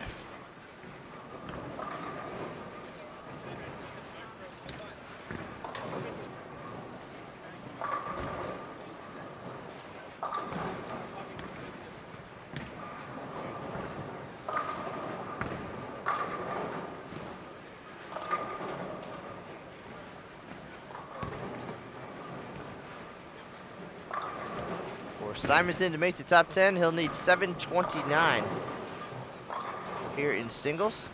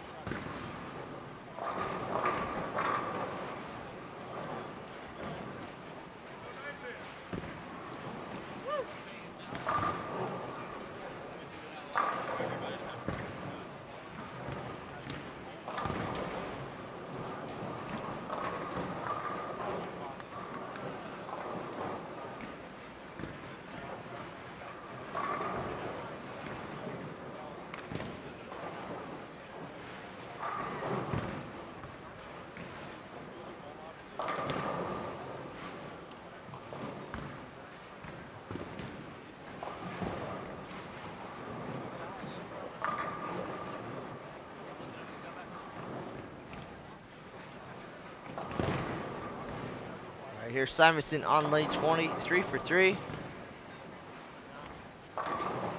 That one left of the last one on that lane.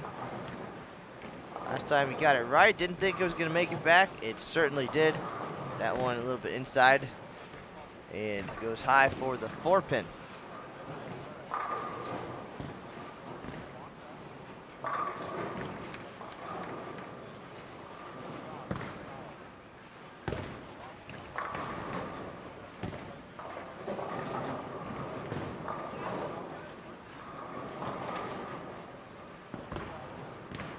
With that spare, the best Simonsen can do is tie for the lead in singles. 8:15 max score right now for the two-hander.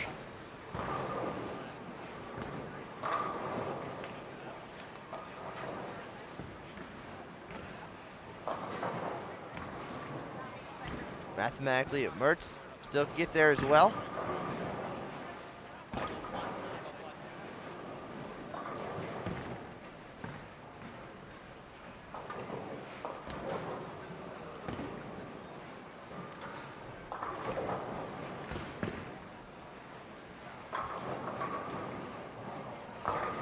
Jaros, 5-7.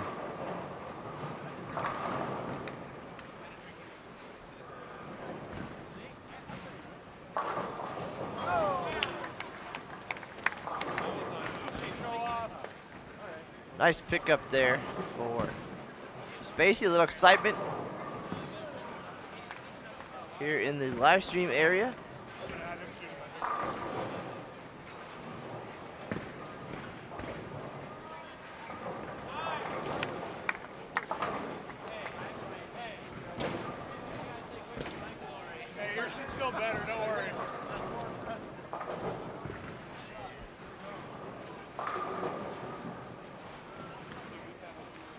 So a spare shooting clinic happening here on our live stream pair. Spacey and Jaros picking up a couple of splits there in the 4th frame, getting the crowd alive.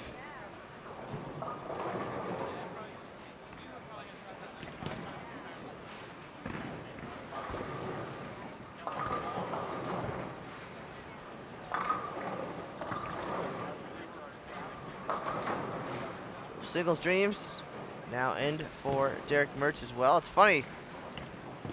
I don't know if it's funny, but it's pretty wild how fast it goes away. 8:15, the leading score.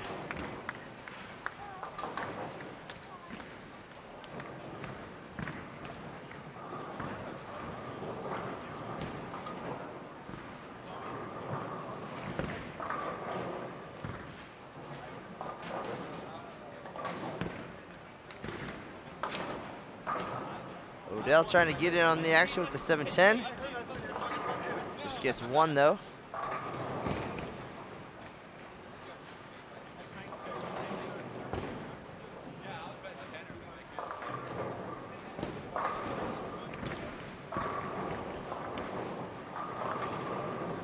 Simonsen still alive for singles and all events. Halfway through game number 2.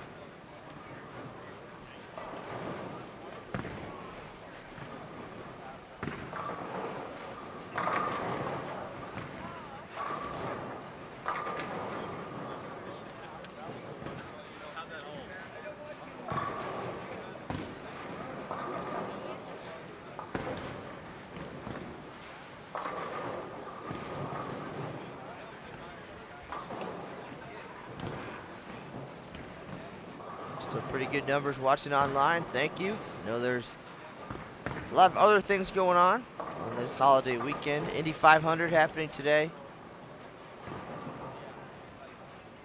Thanks for giving us some of your time here on Bowl TV. This is an appreciative Matt Cannizzaro.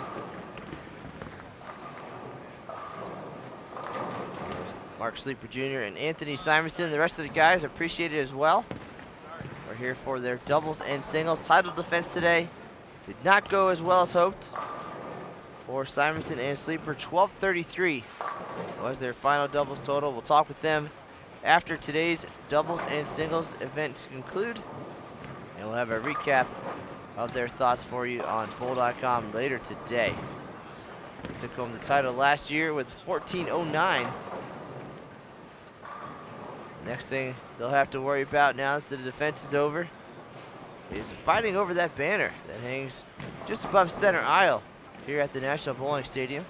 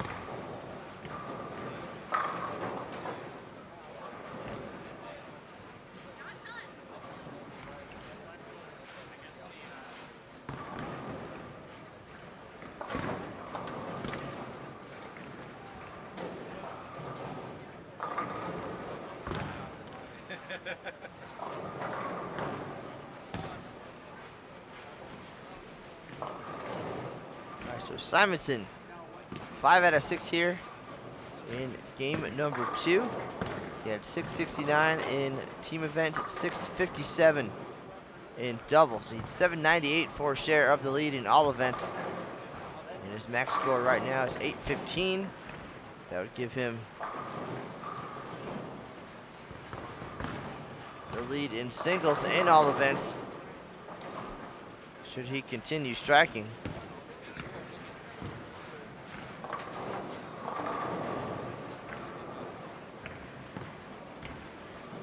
That would mean 20 consecutive strikes.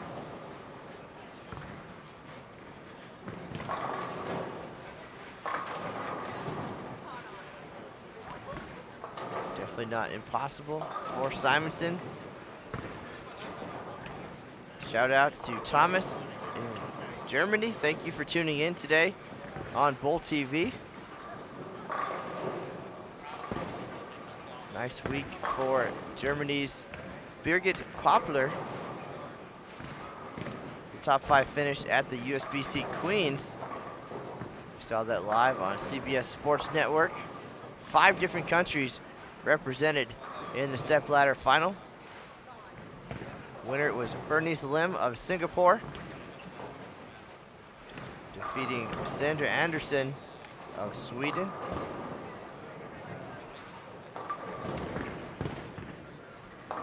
Top 5 also included Team USA's Danielle McEwen, Poplar from Germany, and Sin Lee Jane of Malaysia. So a lot of diversity on the PWBA Tour this year. I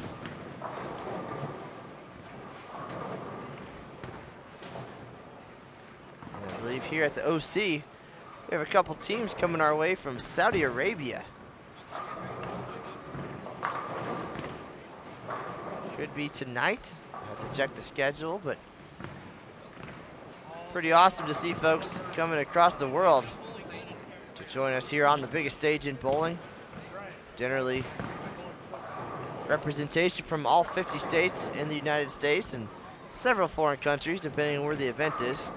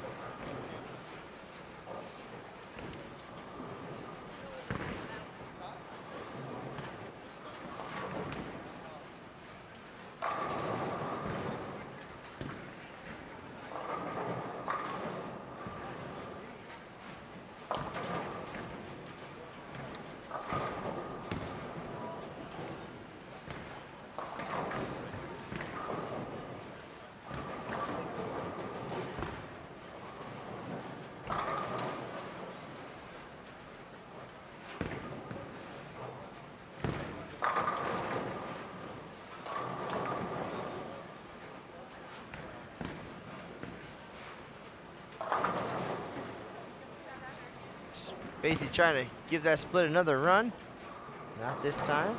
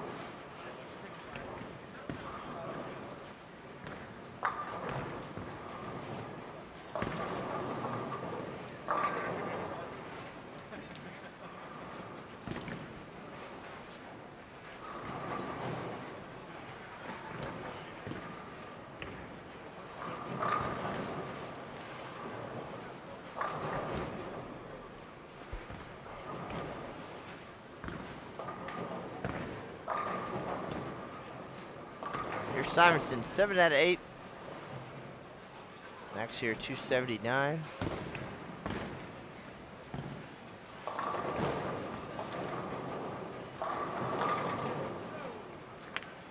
Gets the 10 to go late. Still rolling here in game 2. Gonna need to throw 15 more. Get himself top spot in singles and all events. And make Aaron Smith a happy guy in fantasy team all events. So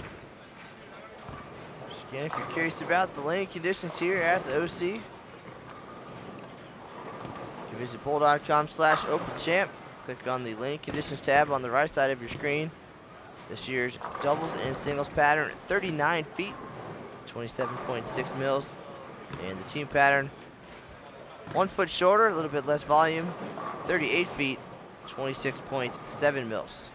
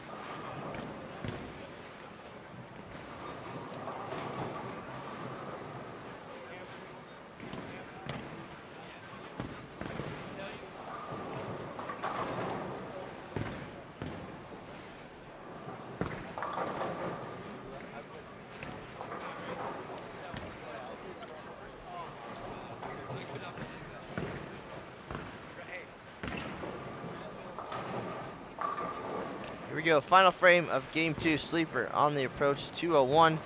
Possibility for him, Simonsen still can get to 279.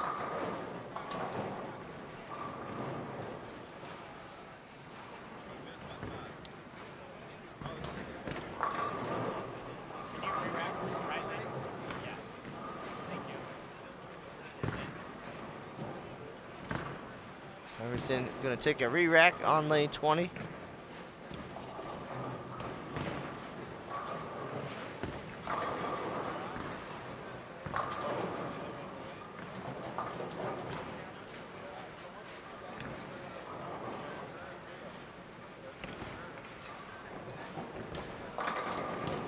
All right, sleeper 2 for 2 in the 10th.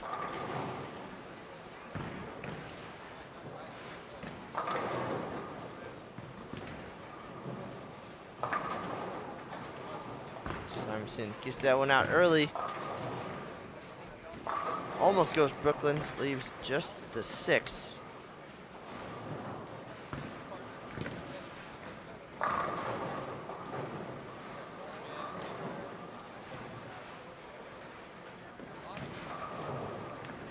And with that shot now, singles and all events no longer a possibility for Mr. Simonsen.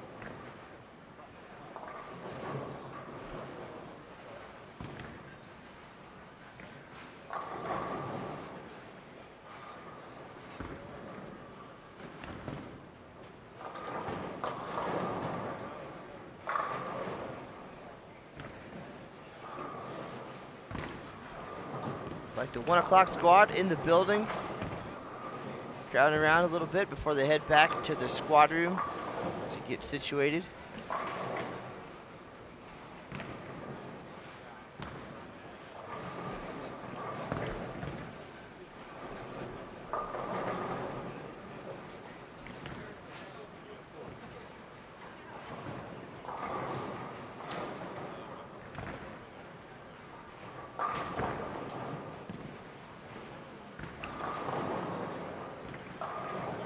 Simonsen area check on the fill again.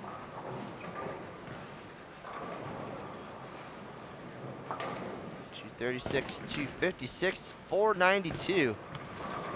Best he can get to is 792. He'll be short in the all events category.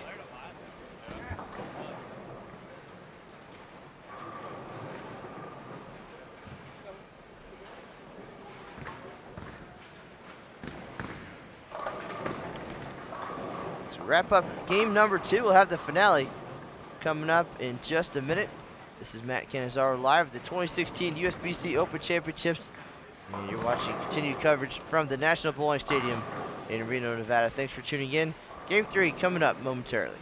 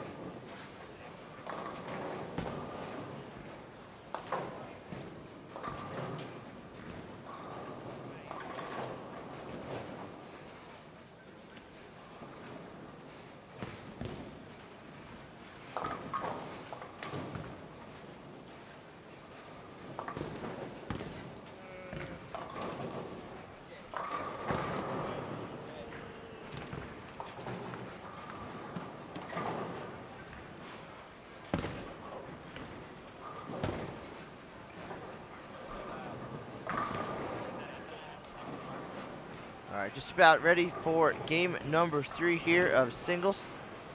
Front runner Anthony Simonsen, young two-hander from the Dallas-Fort Worth area. Junior team and adult team USA member here in 2016. Also the 2014 PBA Southwest Region Rookie of the Year. Had a 6th place finish at the US Open in 2015.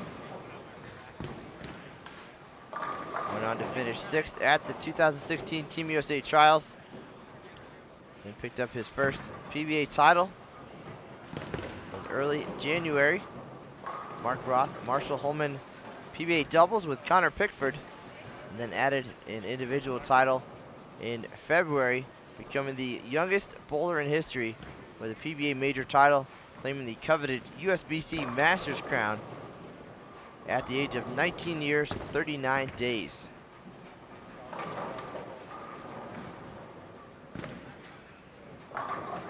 So far, this trip to Reno, Simonsen 669, in the team event 657. In doubles, having a pretty good single set so far, 236, 256. And an interesting start to game number 3. Got the hard half on his first shot though.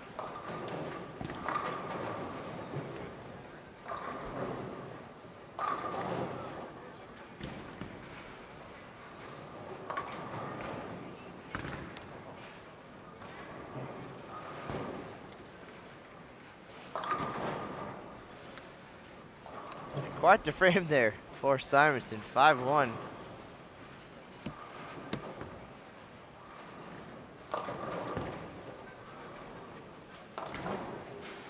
We'll have to watch the replay to see how he managed to pick that one pin out of that mess.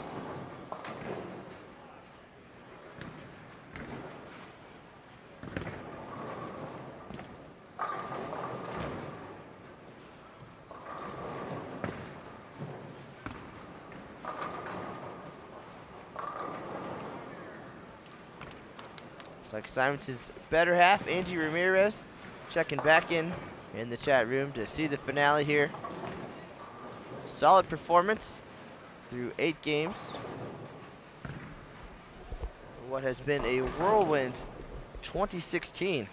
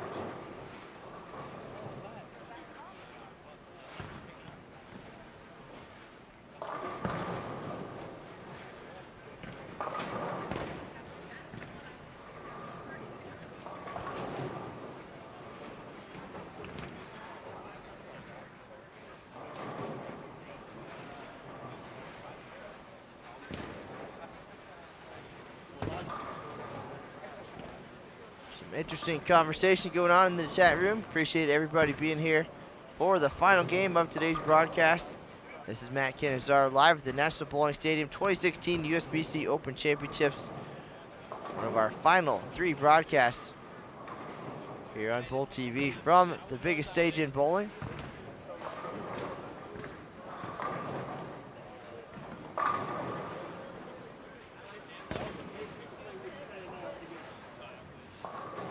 Coming up next on Bowl TV from the OC. June 10th, Brent Bowers and Chris Prather, former Wichita State standouts. That'll be their team event at 8 p.m. Eastern. And the final broadcast at the USBC Open Championships indefinitely. USBC Hall of Famer Dave Houston, doubles and singles at 4 p.m. Eastern on July 1st. In between there, we'll have coverage of the USBC Senior Masters in Las Vegas.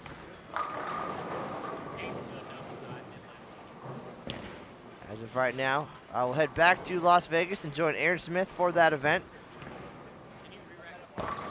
And our associates, Emil Williams Jr. and Terry Bigham, will head to Green Bay for some PWBA action, including 4 more TV shows. So looking forward to that.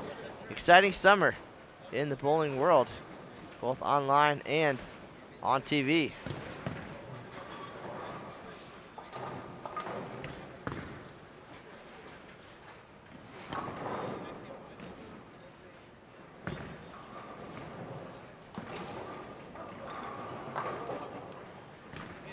So far through 2 games of singles, Sleeper 174-198.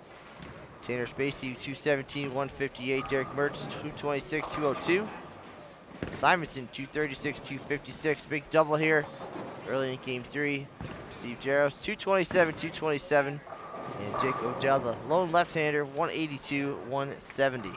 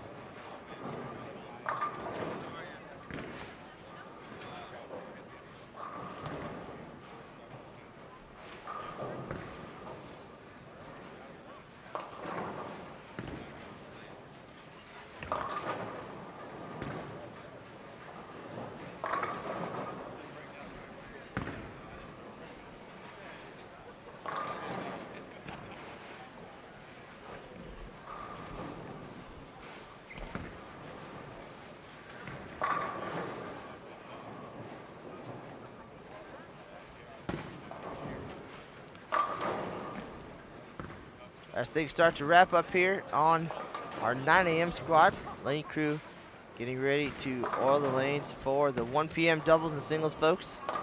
And on that squad, Van Daniker 1, led by West Coast standout Eddie Van Daniker. Moved into second place last night in the team event, 32.66.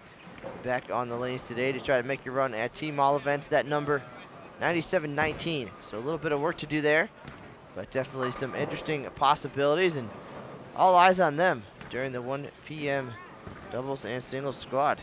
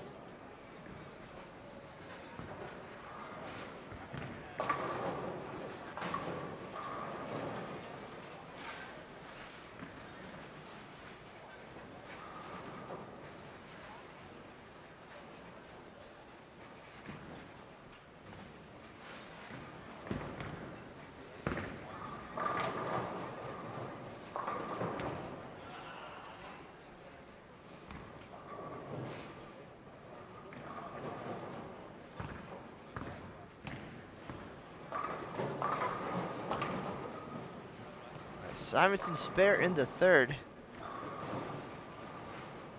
After going high, lucky to leave just the 6 pin.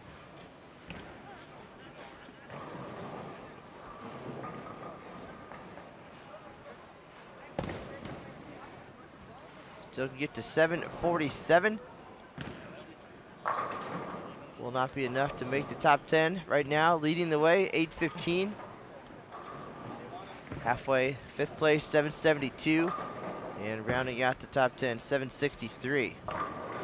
So numbers climbing a little bit here. We've had some nice runs in the past week or two here at the National Bowling Stadium, including yesterday, Michael Klimpel moving into 3rd place at 781.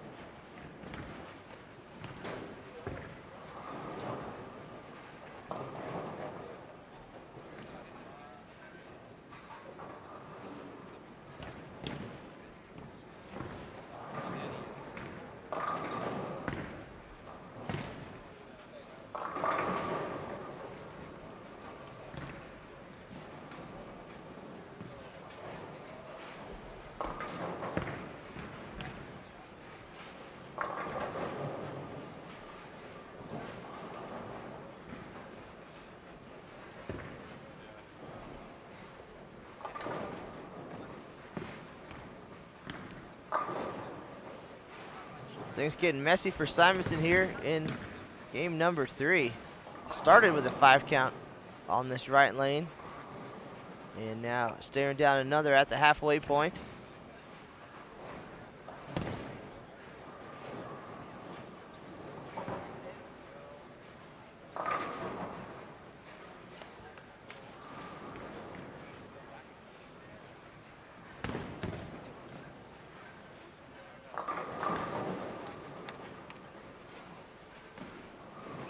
Pick up there though to save that frame.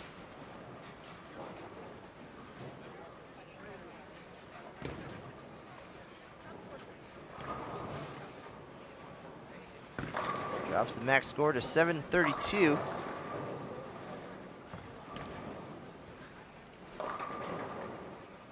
In all events, you get to 2058, so that also put him just at the bottom of the top 10 with a perfect finish here.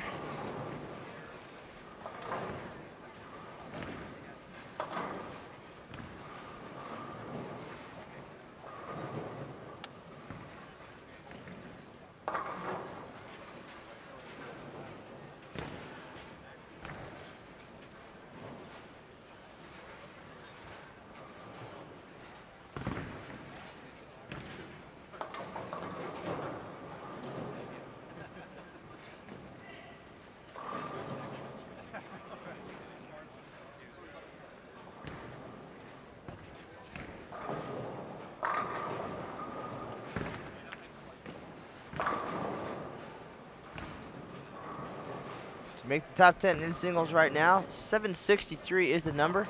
That spot held by USBC Hall of Famer Doug Kent. Pretty good scores and pretty tight standings. 2nd place is 785, 10th place 763. Of course, Bobby Burrs leading the way with the lone 800 of the year, 815, which should have been, could have been about 20 pins more.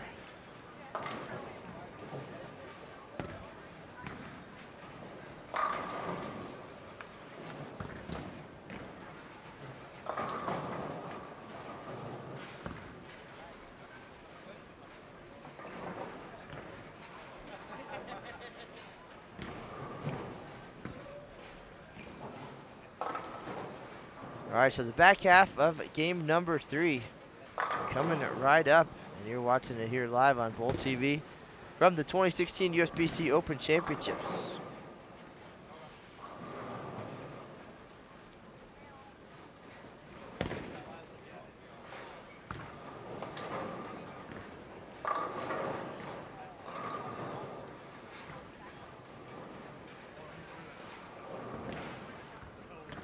Simonsen high again. Nice break to leave only the 3.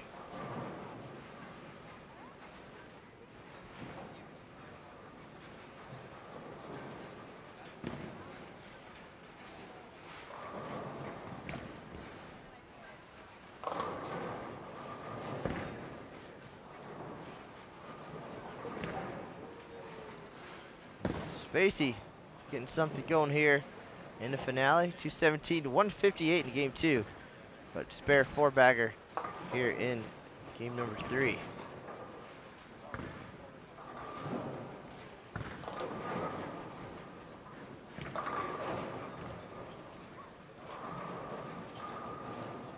Simonsen with the spare in the 6th frame.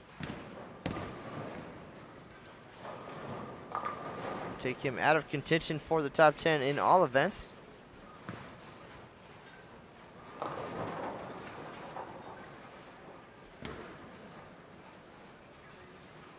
$721 next for singles.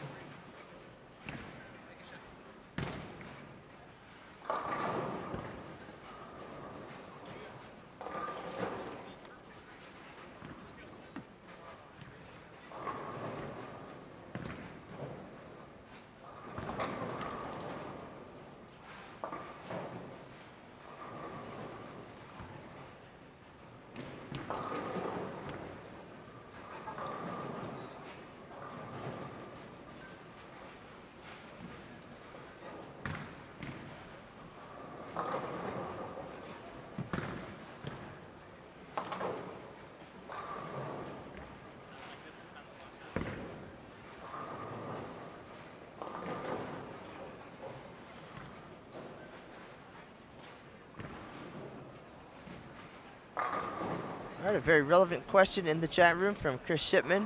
What is the air temperature inside the stadium? And the goal any year is to keep it comfortable for the bowler. So you're going to see it between 67 and 69 degrees. If it starts getting any warmer than 71, a call is made to the facilities folks. But always in that window, 68, 69. Keep it comfortable for the bowlers. A little chilly for the fans and the employees, but we're here to make the competitors comfortable.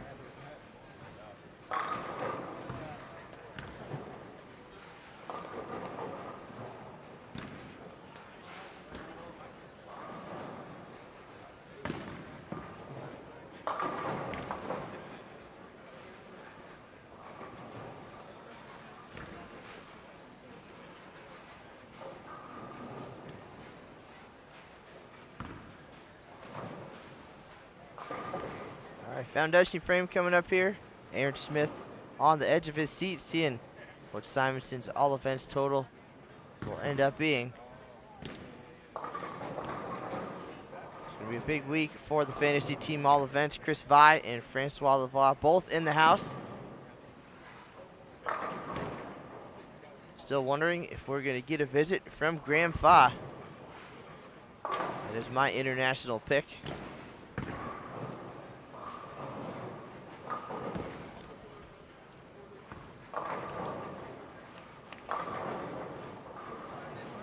We'll have John Zerbinski coming our way in about 3 weeks. I think that should cap things off for us. Just a little bit of fun we have there in the media office here at the Open Championships. It's our 3rd year picking fantasy team all events teams. 1-1, so this is the decider.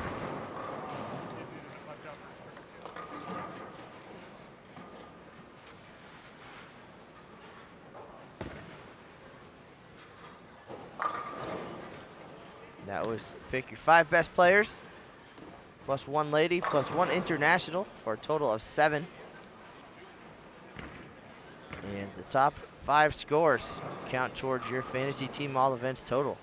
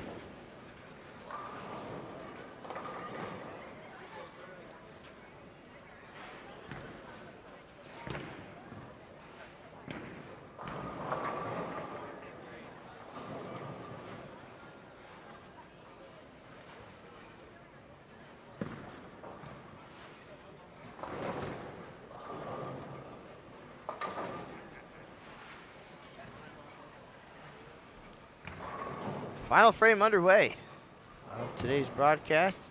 We tuned in earlier to see Mark Sleeper Jr. and Anthony Simonsen put their doubles title on the line. They finished with 12:33, a little bit short of that 14:01 leading number.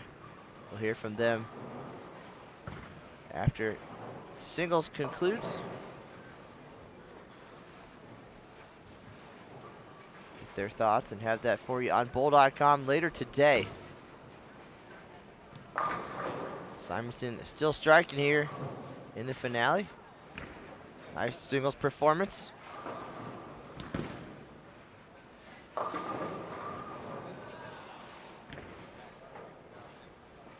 you're curious about signing up for the USBC Open or Women's Championships, you can visit bowl.com, go to tournaments.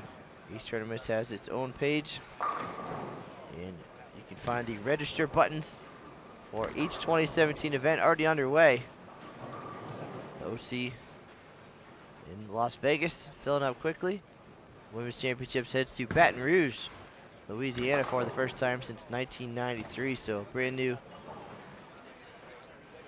facility will be built inside the Baton Rouge River Center.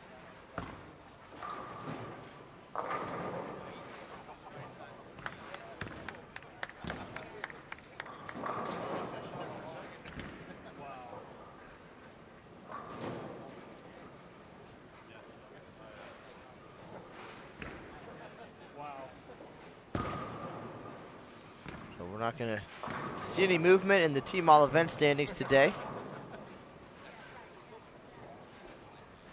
At least on this squad. Big squad coming up next with Eddie Van Daniker and company. Second place overall in the team event. Good head start for team all events. Simonsen finishes with 2:18 and 7:10.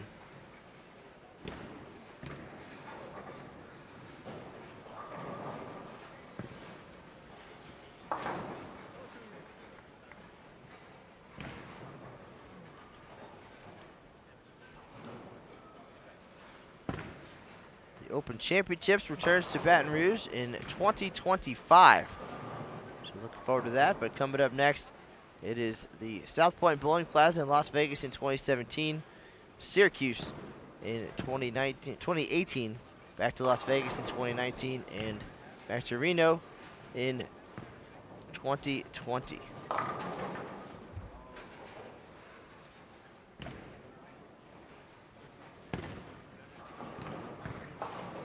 Spacey finishes with 6:02, consistent performance from the youngster.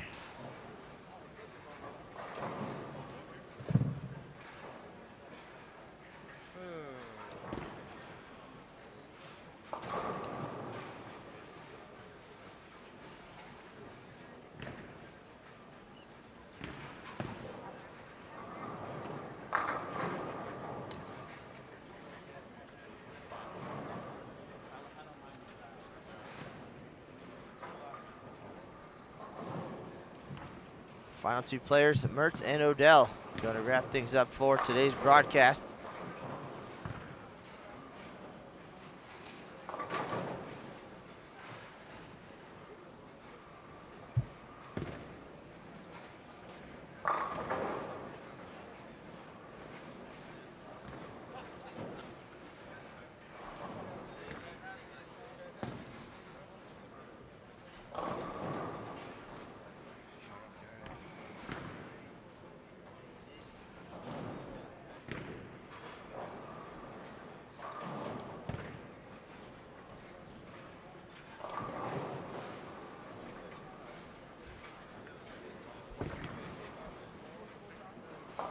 Okay, final shot for Mertz.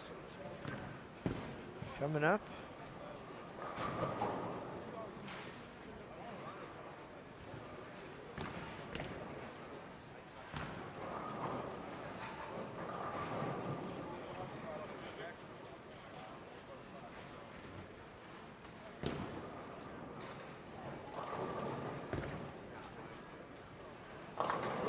And we got the final scores for Classic Products #1, Derek Mertz, 1784, Tanner Spacey, 1854, Mark Sleeper Jr., 1778, Steve Jaros, 1817, and for Anthony Simonsen, Aaron Smith, 20-36, your final unofficial number for this year in the title defense. Double score 12-33. So I'm not going to repeat here, but still going to hear about the excitement of being introduced as champions for the first time. Seeing the word champion up on the scoreboard, getting those championship watches, etc., etc. We'll have a recap for you on bowl.com later today. Folks, that is going to do it for today's broadcast here on Bowl TV. See one final shot here from Jake Odell, and then we will call it a day. Reset, get packed up, and get ready for some more potential big scores on our next couple squads today. Do appreciate everybody giving us a part of their holiday weekend. This is Matt Cannizzaro. We'll be back on the air on June 10th with some former Wichita State Shockers. You can check out bowl.com/livestream for more details. Thanks for tuning in today from the National Bowling Stadium in Reno, Nevada. That's the news for now, folks, and we'll see you on the lanes.